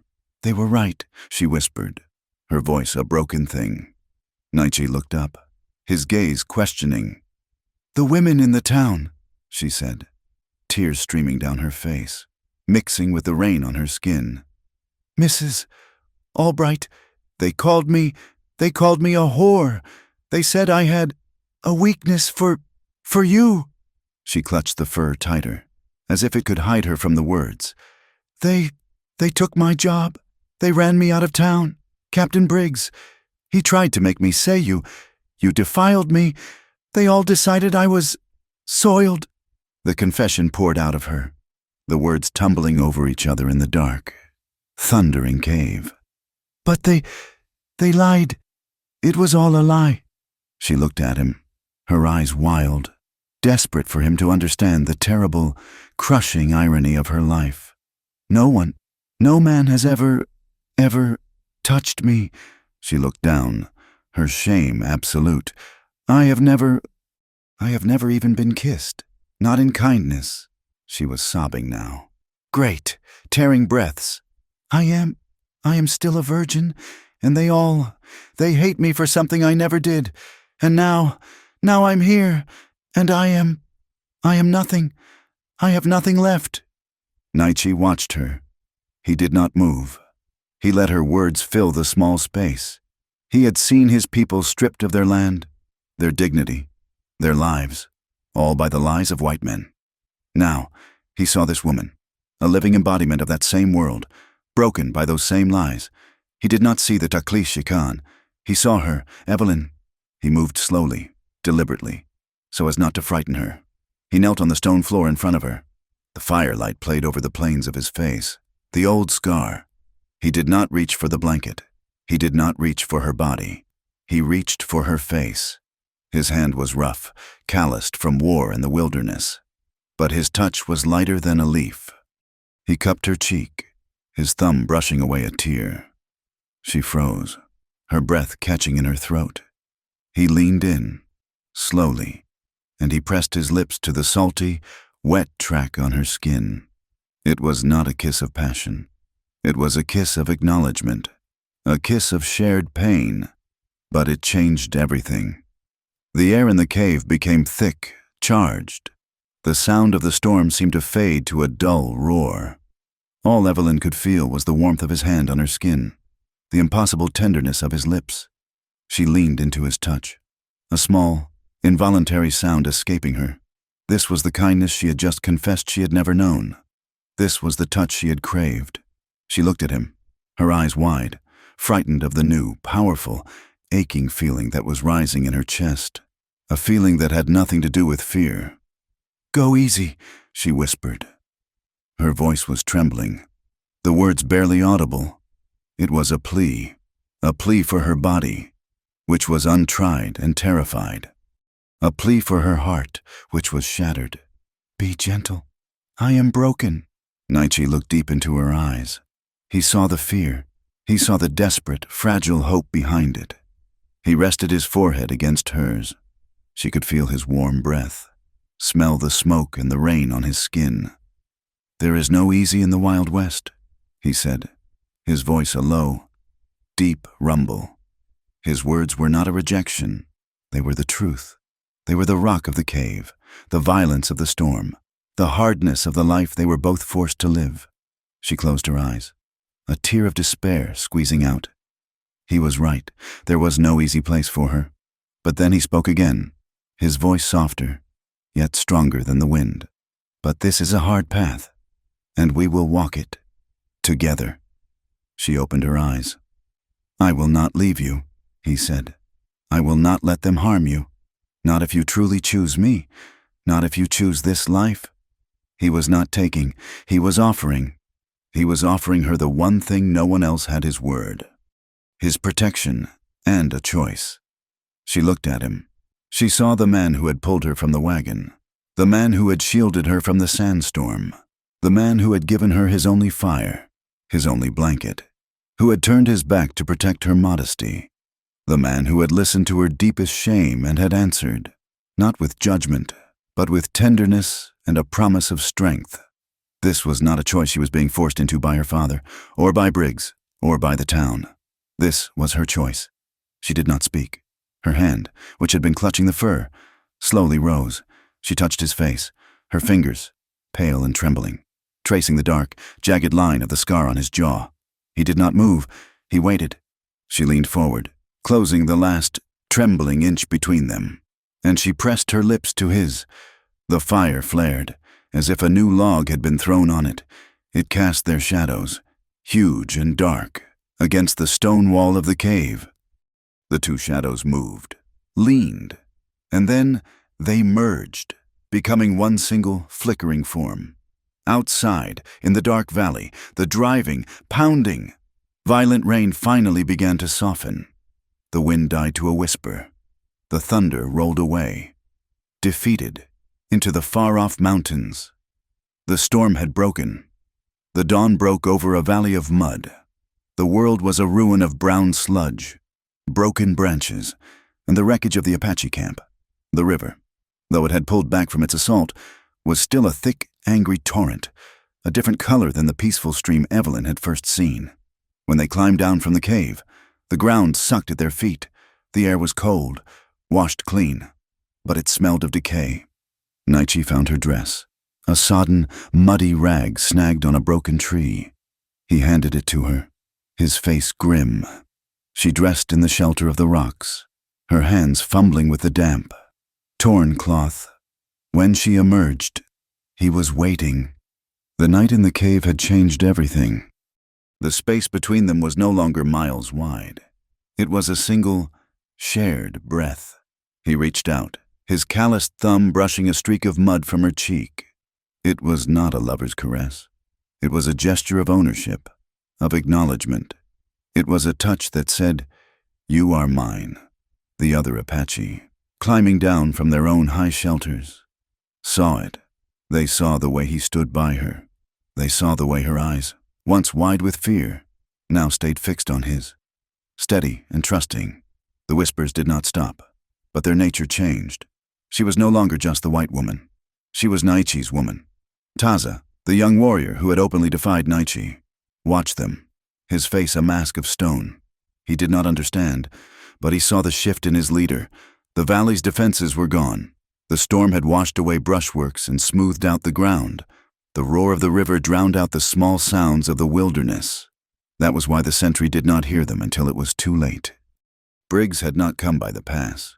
His scouts, the men he paid in railroad gold, had found a high, treacherous route along the western ridge, a route that the Apache, in their confidence, had left unguarded. The first sound was not a rifle. It was a heavy, coughing boom that shook the wet earth. A shell from a light mountain howitzer, carried in pieces on the backs of mules, exploded in the center of the camp. It ripped a hole in the mud, sending a geyser of earth, water, and debris into the air. An old woman, sorting through the wreckage of her wickiup, vanished in the blast. Then the ridge lit up. A line of 20 soldiers and 10 mercenaries dug in among the high rocks, opened fire. It was not a battle. It was an execution. Bullets rained down on the exposed valley floor, ripping through the remaining shelters, striking men, women, and animals. "To the walls!" Naichi's voice was a roar of fury and command. He grabbed his rifle and shoved Evelyn toward the rocks. "Get the children, go!" Chaos erupted. Women screamed, grabbing their children and running for the same caves they had hidden in from the storm. Warriors, caught completely by surprise, grabbed their weapons, firing back at the flashes of smoke on the ridge. "Taza!" Naichi shouted, pulling the young warrior down. "The pass! He will send men through the pass! Hold the entrance! I will take the ridge!" But it was too late. As Taza and his men scrambled for the narrow valley entrance, another volley of shots came from that direction. Briggs had split his force. They were trapped. Evelyn's mind, which had frozen in the stagecoach attack, was now perfectly, terribly clear. This was not terror. It was rage. She saw a small boy, no more than 6, standing frozen, his face blank with shock. She grabbed his arm and threw him toward a cleft in the rock where his mother was hiding. "Run!" she screamed. An old man fell, clutching his knee, a dark stain spreading on his leggings. Evelyn did not hesitate. She ripped a long strip from the hem of her ruined skirt. She ran to him, ignoring the zip of a bullet past her ear, and knelt in the mud.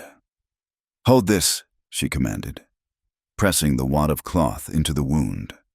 "Press hard." She was no longer Evelyn Hart, the teacher. She was not the victim. She was done being a symbol for other people's wars. She moved through the chaos, a whirlwind of tattered cloth and fierce determination, pulling children to safety, dragging the wounded behind boulders. From his position in the rocks, Naichi saw her. He saw her bravery, and it terrified him. She had just shoved 2 small children into a shallow cave when she saw her. A little girl, perhaps 4 years old, had been left behind. She was standing alone in the open, her small hands over her ears, screaming. A mercenary on the ridge, a man named Slocum who was being paid handsomely for this day's work, smiled. He leveled his rifle. "No!" Evelyn screamed.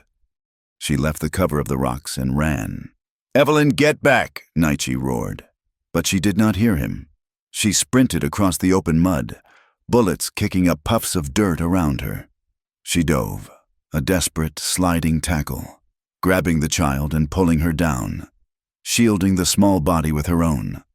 "I have you," she panted, her voice fierce, trying to calm the child. "I have you." High on the ridge, Captain Harlan Briggs watched through his field glasses. He had been searching for Naichi, but his lens found her, the white woman, his victim.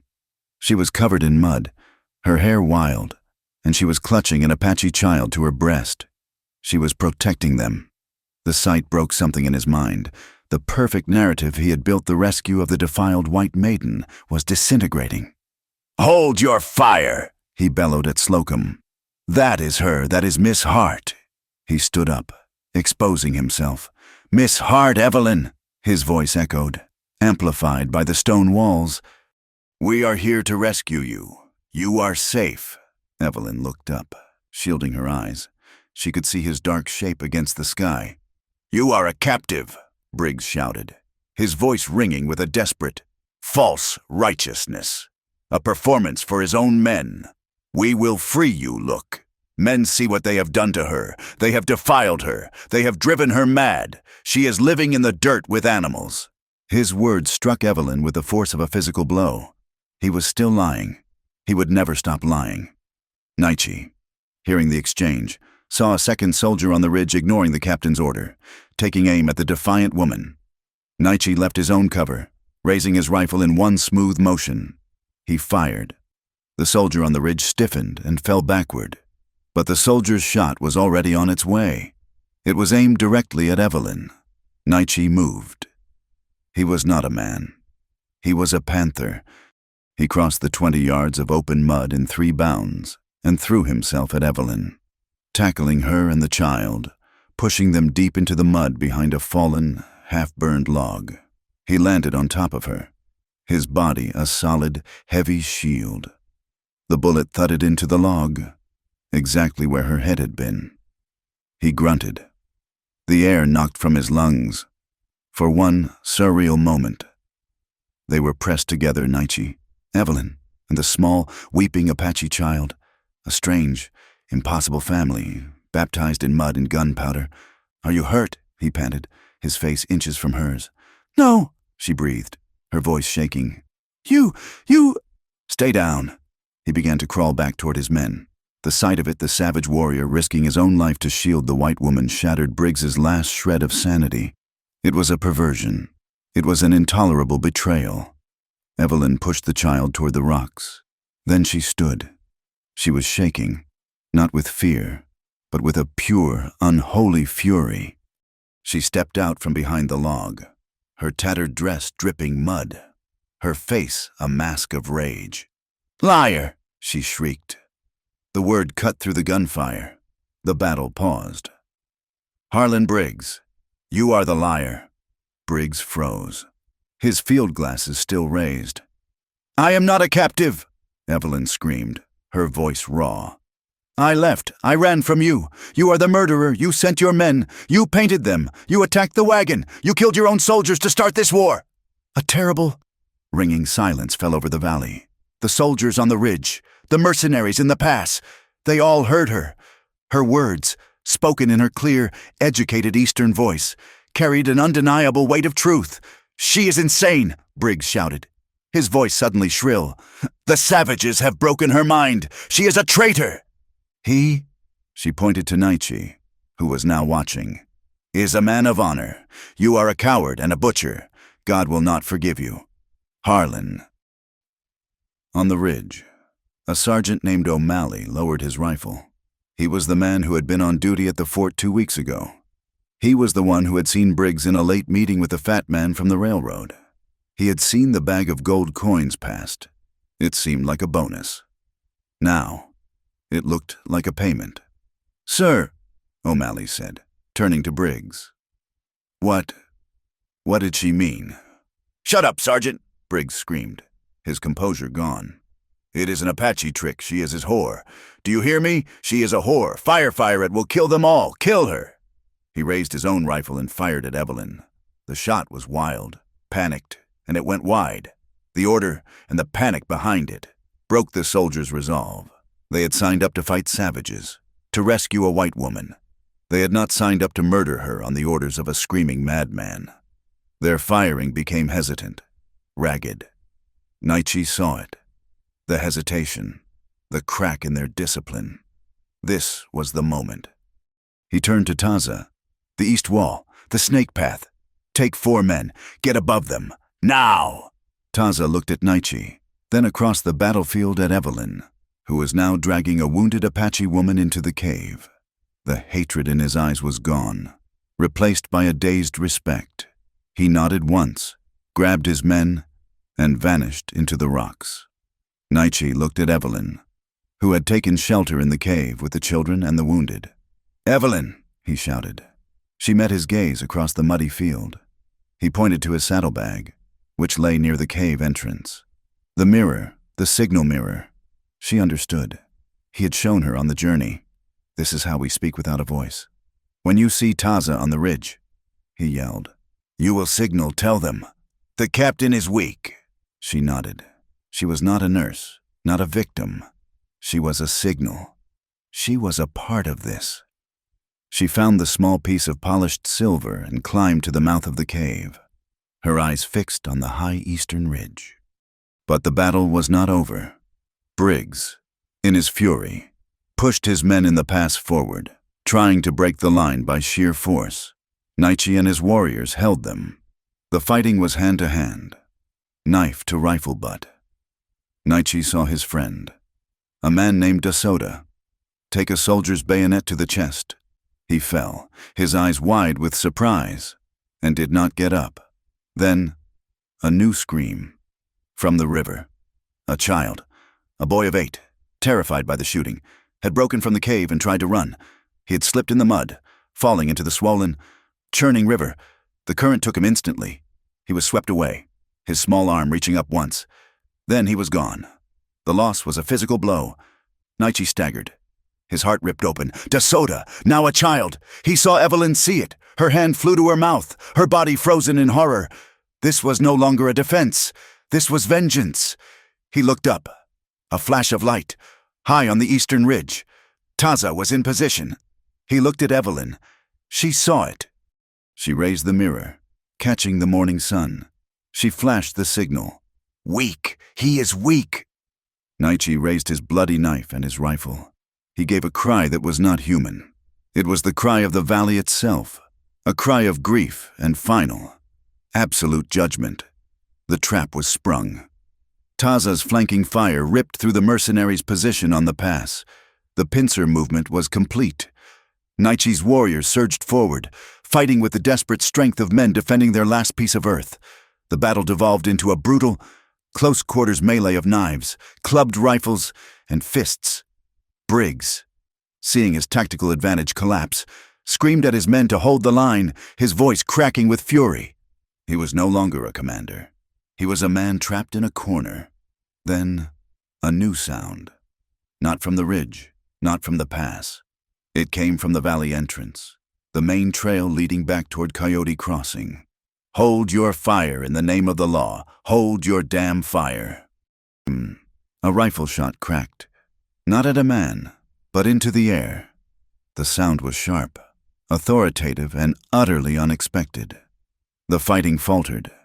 Warriors and soldiers alike paused, turning toward the new voice.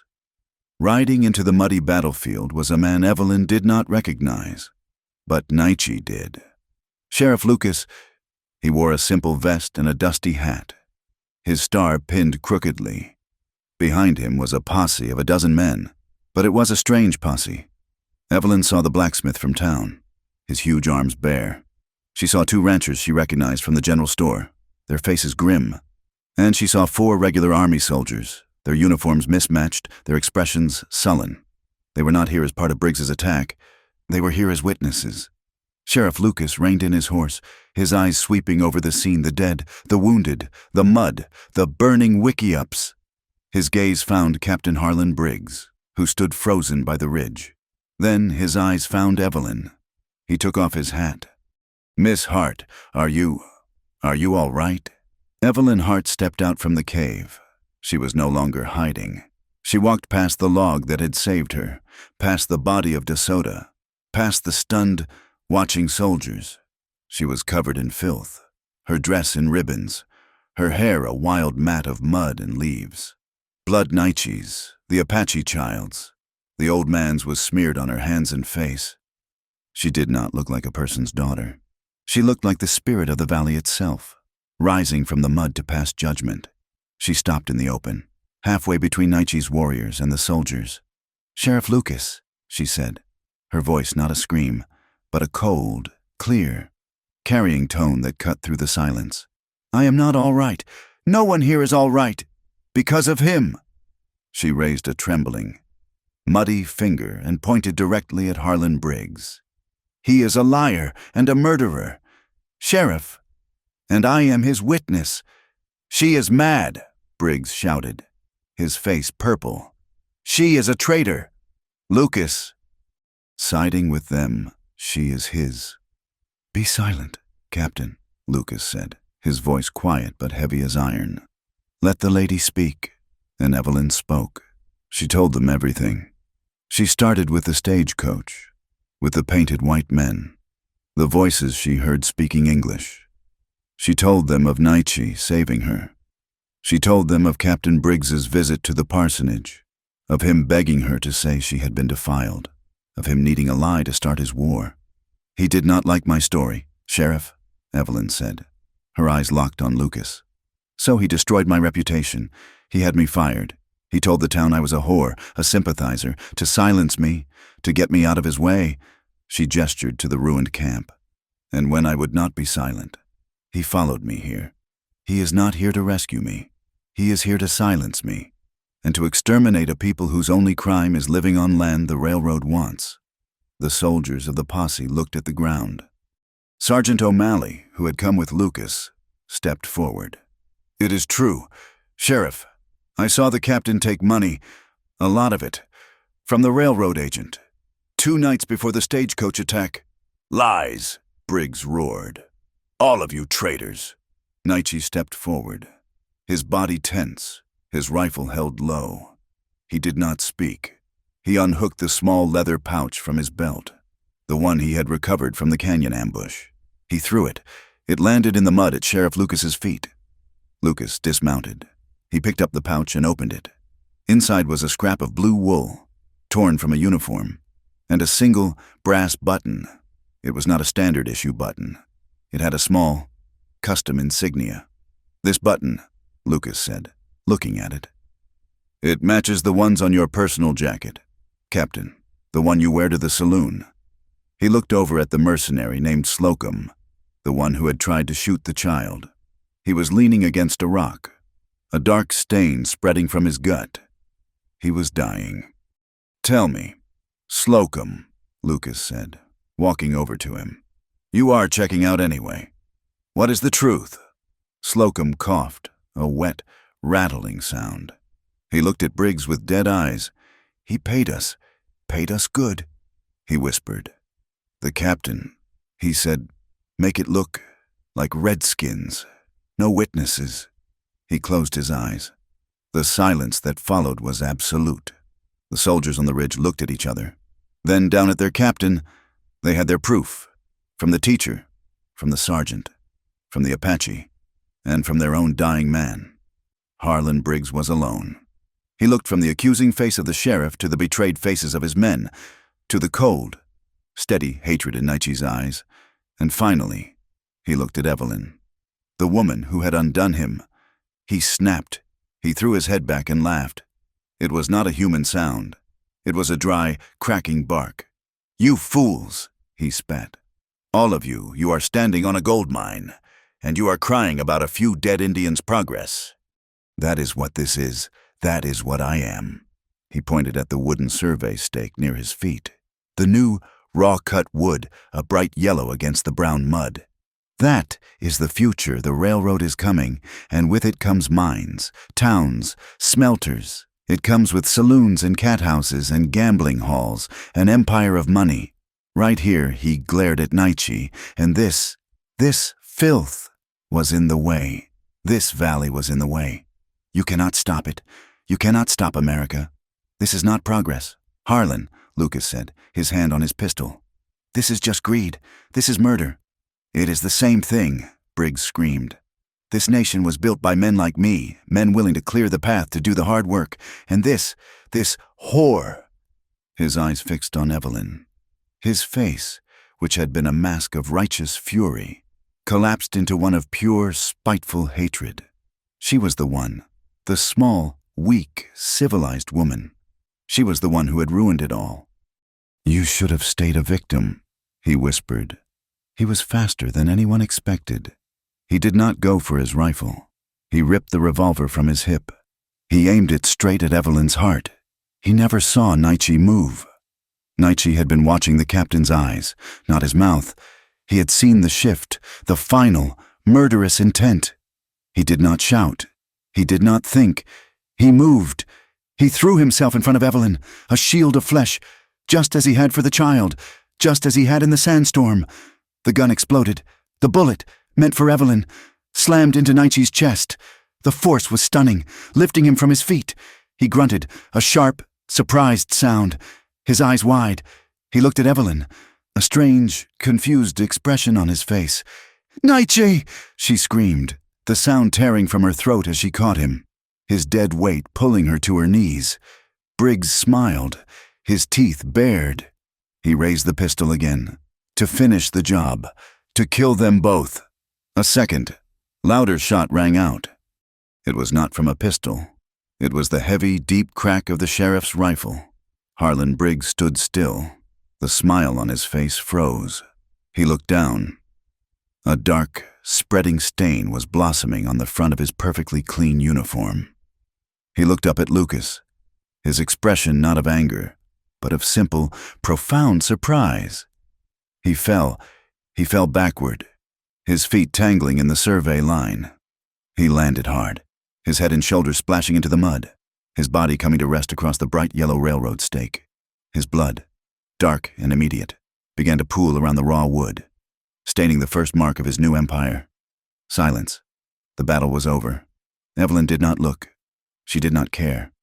She was on her knees in the mud, cradling Naichi's head in her lap. No, she whispered, her hands pressing against the terrible, welling wound in his chest. No, you cannot, you promised. He was breathing, but it was shallow, ragged. His eyes were open, but they were not focused. Evelyn, he breathed, his hand weakly reaching for her. The soldiers, Briggs's men and the posse alike, stood dumbfounded. Their leader was dead, killed not by an Apache, but by their own sheriff. The entire world had turned upside down. Evelyn looked up. Her face was a mask of grief, a grief so pure it was terrifying. Her eyes found Sergeant O'Malley. "He is dying," she said, her voice flat. "Get your doctor, get your surgeon, now." "Ma'am," O'Malley stammered. He is an Apache. He is a man," she shrieked, her control breaking. "He saved my life. He saved your lives from that monster. You will save him. Do you understand me?" She looked at the wounded, at the dead, Apache in white, littering the valley. "The fighting is done," she said, her voice dropping to a fierce whisper. "But dying is not. Now you will help. All of you. You will tend to these men, all of them, the ones you shot and the ones who shot you." She, the pariah, the whore, the traitor, had taken command. Sheriff Lucas, his rifle smoking, walked over to her. He knelt beside her, looking at Naichi's pale, sweating face. "We will, Miss Hart," he said, his voice thick. He turned to the blacksmith. "Abel, you and me, let us carry him. We will take him to the fort. He needs a real doctor." Evelyn shook her head, her hands never leaving Naichi's chest. "No, I will not go back there. I will tend to him here." "Evelyn," Naichi whispered, his eyes fluttering open. "He was fighting. Go with them. You must live." "I will not leave you," she said, pressing her forehead to his. "I choose this. I choose you. Now you must choose to live. Do you hear me?" She looked up at the circle of men, soldiers and warriors, all watching her. "Bring the doctor here." The army doctor was a pragmatic man named Evans. He was thin, wore spectacles, and looked more like a clerk than a surgeon. He arrived under a white flag, his black bag in his hand, escorted by Sergeant O'Malley. He knelt in the mud beside Evelyn, looked at the weeping hole in Naichi's chest, and simply grunted. "He is lucky," the doctor said, his voice dry. "An inch to the left, and I would be saving you the trouble of burying him. As it is, he has a decent chance, if I can stop the bleeding." For 2 days, Evelyn did not leave the valley. The doctor worked in the largest surviving wickiup, which had been cleared and cleaned by the Apache women. They watched her, their faces unreadable, as she, the white woman, assisted their own shaman, a gnarled old woman who applied poultices of herbs while the doctor used his metal probes and carbolic acid. Evelyn was the bridge. She boiled the water. She tore her own dress into clean strips. She held Naichi's hand when the doctor probed for the bullet, and she did not flinch when Naichi's body arched in silent agony. She merely held on, whispering to him, "You will not die. You will not leave me." He lived. The fever that raged for a day finally broke. The bullet was out. He was weak, but he was alive. On the 3rd day, a new delegation arrived. It was not the army. It was a single man in a black Eastern suit, his bowler hat looking absurd in the muddy, war-torn valley. He was flanked by Sheriff Lucas and Sergeant O'Malley. "Miss Hart," Lucas said, his voice heavy with exhaustion. "This is Mr. Harriman. He is the railroad." Harriman was not Briggs. He was not a fanatic. He was a man of numbers. He looked around the valley, at the dead, at the wreckage, at the line of silent, grim-faced Apache warriors who had emerged from the rocks, their rifles held ready. He looked at the body of Captain Briggs, which was still lying near the survey stake, covered by a tarp. "This," Harriman said, his voice clipped, "is a catastrophe. A costly, idiotic, and entirely unauthorized catastrophe." He was not apologizing. He was assessing damages. "Briggs," Harriman continued, "was a fool. He acted on his own, driven by, well, it no longer matters. The Central Pacific Railroad does not condone the murder of civilians, white or Indian. It is bad for business. He looked at the Apache elder, the old man who had first challenged Nietzsche. We need a new agreement. The council was held right there, in the mud, by the cold campfire. Nietzsche was carried out, propped up against a saddle. He was pale, but his eyes were clear and hard. Evelyn sat beside him, her presence now unquestioned. She was his voice. You will not have this valley, Nietzsche said, his own voice a harsh whisper, which Evelyn repeated in strong, clear English. We no longer want this valley, Harriman said, surprising them. It is, frankly, a tactical nightmare. It is indefensible, and your people are stubborn. My surveyors have already identified an alternate route, 10 miles to the north. It will cost us another $50,000 in 3 months, but it will be cheaper than a war. This was the new truth. The battle had not been won by weapons. It had been won by exposure. Evelyn's testimony had made the war too public, too expensive. The railroad will go around, Harriman said. In exchange, we require a treaty of passage. We will build a small refueling and water station on the buffer land, the flatlands between here and Coyote Crossing. Your people will not attack it. Our people will not enter your valley. The elder and Nietzsche spoke in low tones. Nietzsche looked at Evelyn. He asks, what is to stop the next Briggs? Evelyn met Harriman's gaze. The sheriff, she said. Sheriff Lucas, who had been silent, stepped forward. That is right. The army is pulling back, pending a full inquiry. The protection of this territory, all of it, falls to my office. This valley is now under the protection of the law, not the army and not the railroad. The law. The deal was struck. The valley was safe. When Evelyn returned to Coyote Crossing, riding beside the wagon that carried Nietzsche to the fort's infirmary, the town was silent. The people who had gathered on the boardwalks did not whisper. They did not sneer. They stared. They saw the woman who had left as a pariah, covered in mud, her hand resting on the arm of the wounded Apache warrior she had run away with. They saw Sheriff Lucas riding with her, his face set in a grim expression of respect. They saw the ranchers and the blacksmith, men they trusted, flanking the wagon like a guard of honor. The town's simple, brutal narrative had been shattered. Sheriff Lucas made his speech that evening from the steps of his own office. The whole town was there. I have been your sheriff for 4 years, he began, his voice rough. And for 4 years, I have kept a certain kind of peace. But I was wrong. I mistook quiet for justice. I let a man in a uniform do my thinking for me, because it was easier. He looked at the crowd. Captain Briggs was a murderer. He lied to every one of us. He killed his own men. He tried to kill Miss Hart. He did this for money. And I let him. I turned a blind eye. I am as guilty as he was. He took off his star and held it in his hand. I apologize, not just to you, but to the Apache, and especially to Miss Hart, who showed more courage and more honor than any of us. There was a dead, stunned silence. Mrs. Albright, the saloon-keeper's wife, stood at the front of the crowd, her face pale. She had been the voice of the rumor, the leader of the social execution. Evelyn was standing near the door of the doctor's office, waiting for news of Nietzsche. Mrs. Albright and 2 other women from the church auxiliary crossed the street. They approached her, not with pity this time, but with a terrible, awkward shame. Miss Hart, Mrs. Price, the Reverend's wife, stammered, twisting her gloves. We heard what the sheriff said. Oh, child, it is a blessing you are alive. Evelyn said nothing. She just waited. Mrs. Albright was the one who had to speak. Her voice, usually so sharp and confident, was small. We said things, we believed, things about you. Yes, Evelyn said, her voice quiet and cold. You did. But the rumor. Mrs.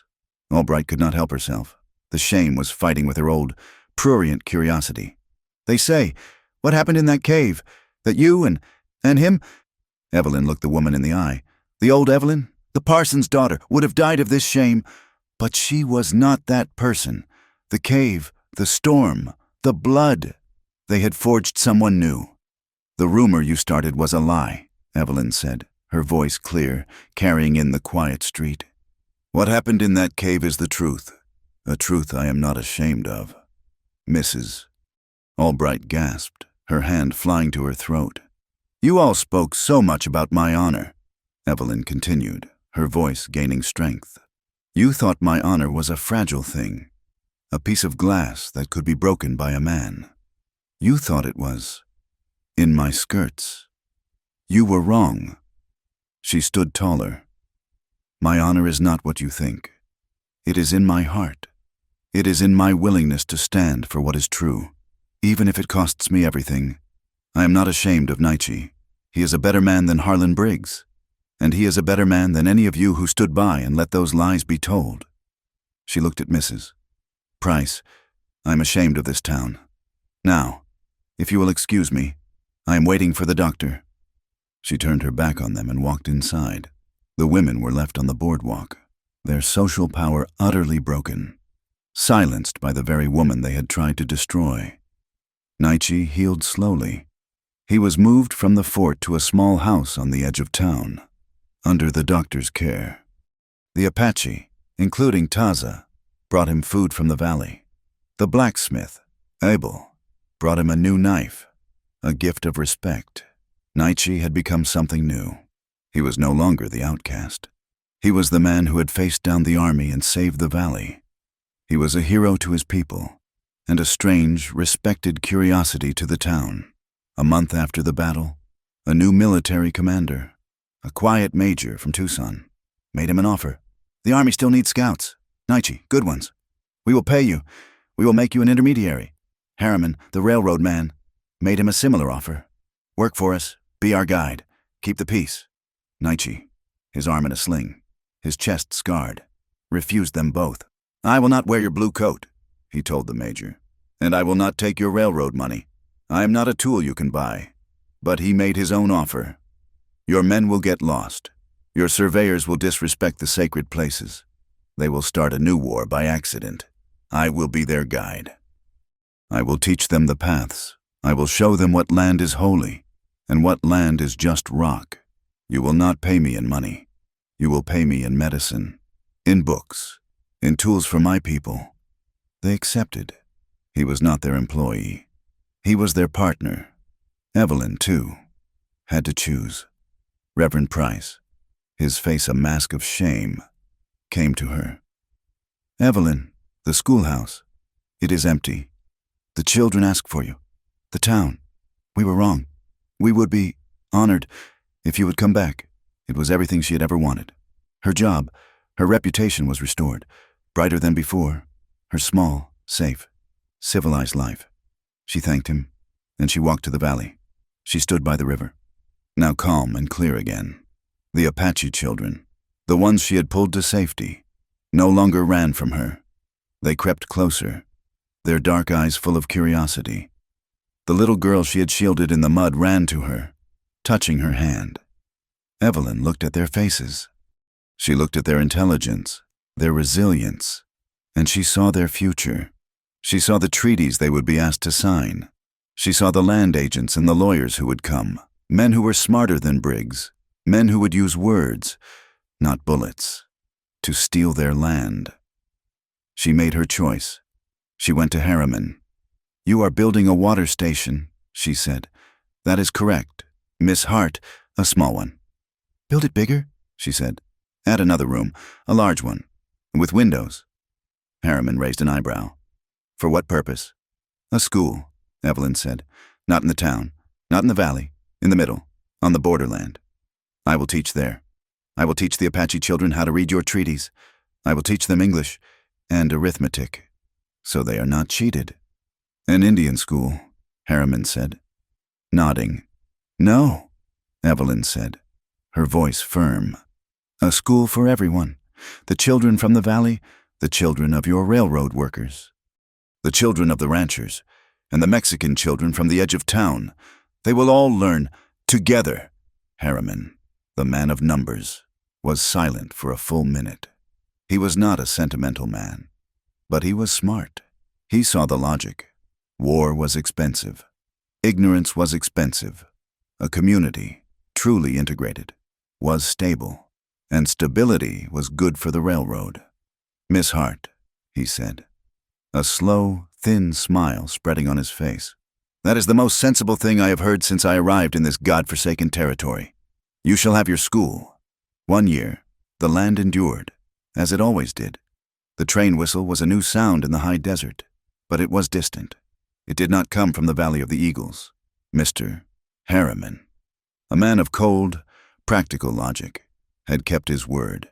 His engineers had found that the northern route, while costing an extra $50,000, was flatter and easier to build. The railroad had bypassed the valley. The sacred green heart of the Apache land was left in peace, a silent, untouched victory. Coyote Crossing changed. It was still a raw, sun-baked town, but the violent, hateful edge had been blunted. With Briggs dead and his mercenaries scattered, the town settled. The new army commander at the fort was a quiet, bureaucratic major who kept his men garrisoned. Sheriff Lucas, his badge now worn with a heavy, earned authority, enforced a law that was, for the first time, colorblind. The town became a supply stop, a place of business, not a staging ground for a war.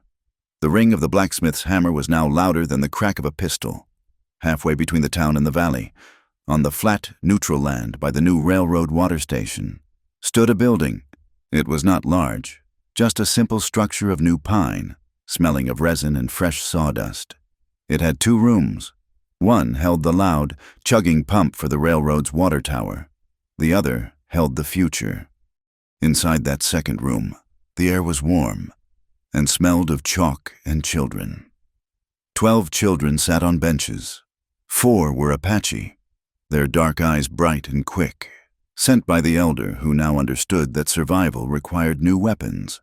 2 were Mexican, the children of a rancher. The other 6 were white, the sons and daughters of the railroad men and the ranchers from the plains. Evelyn Hart stood at the front, a piece of chalk in her hand. She was not the same woman.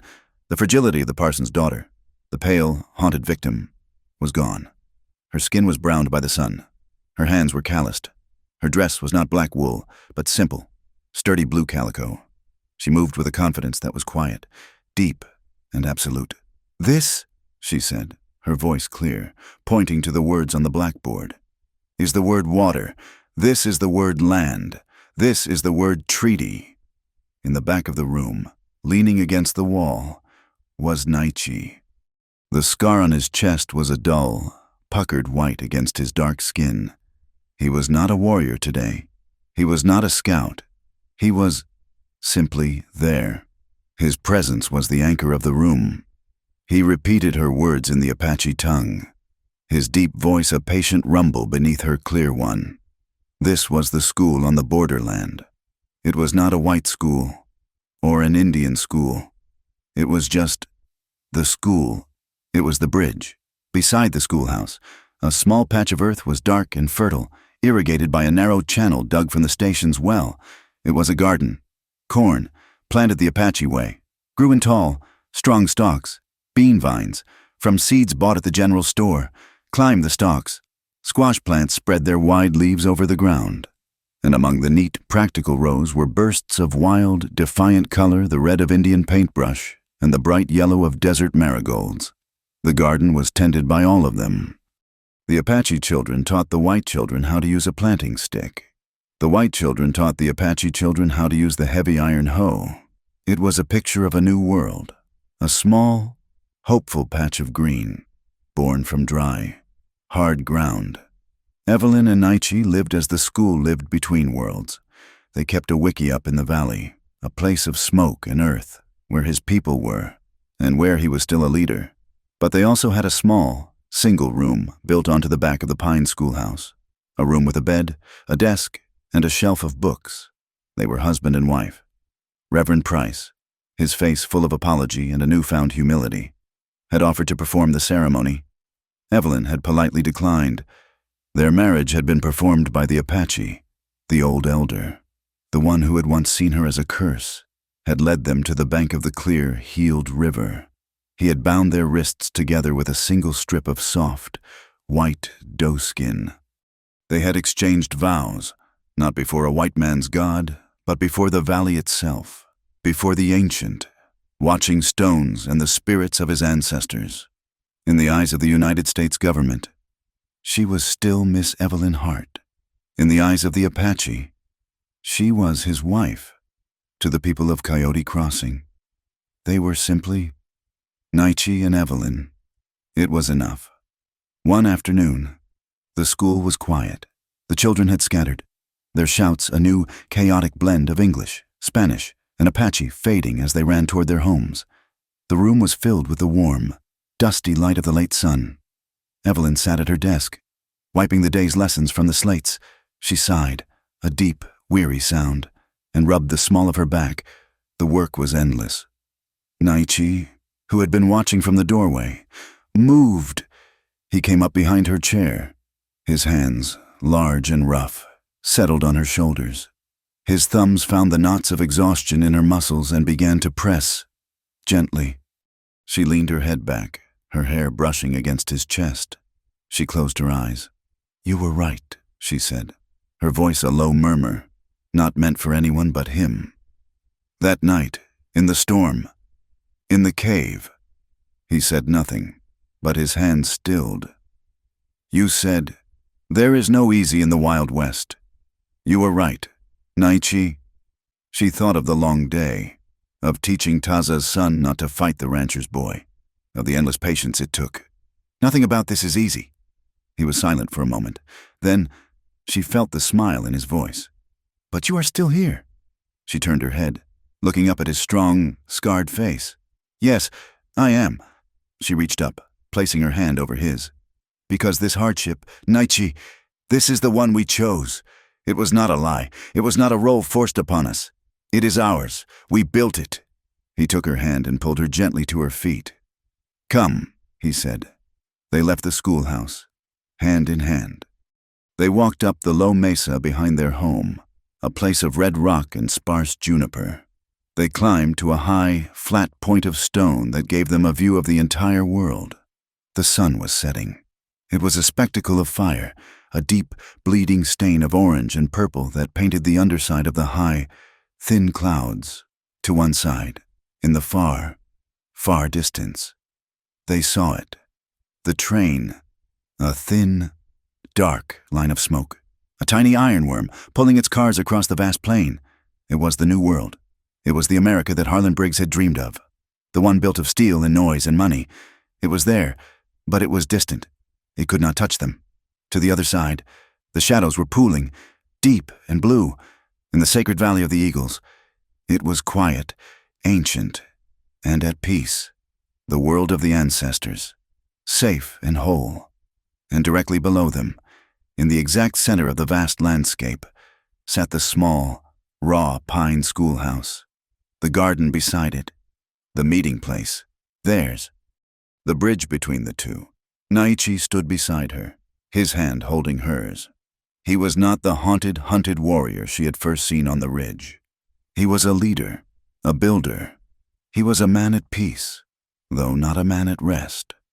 "For a long time," he said, his voice quiet, "I thought I had only one thing to protect. The valley, my tribe, my past." He turned to her.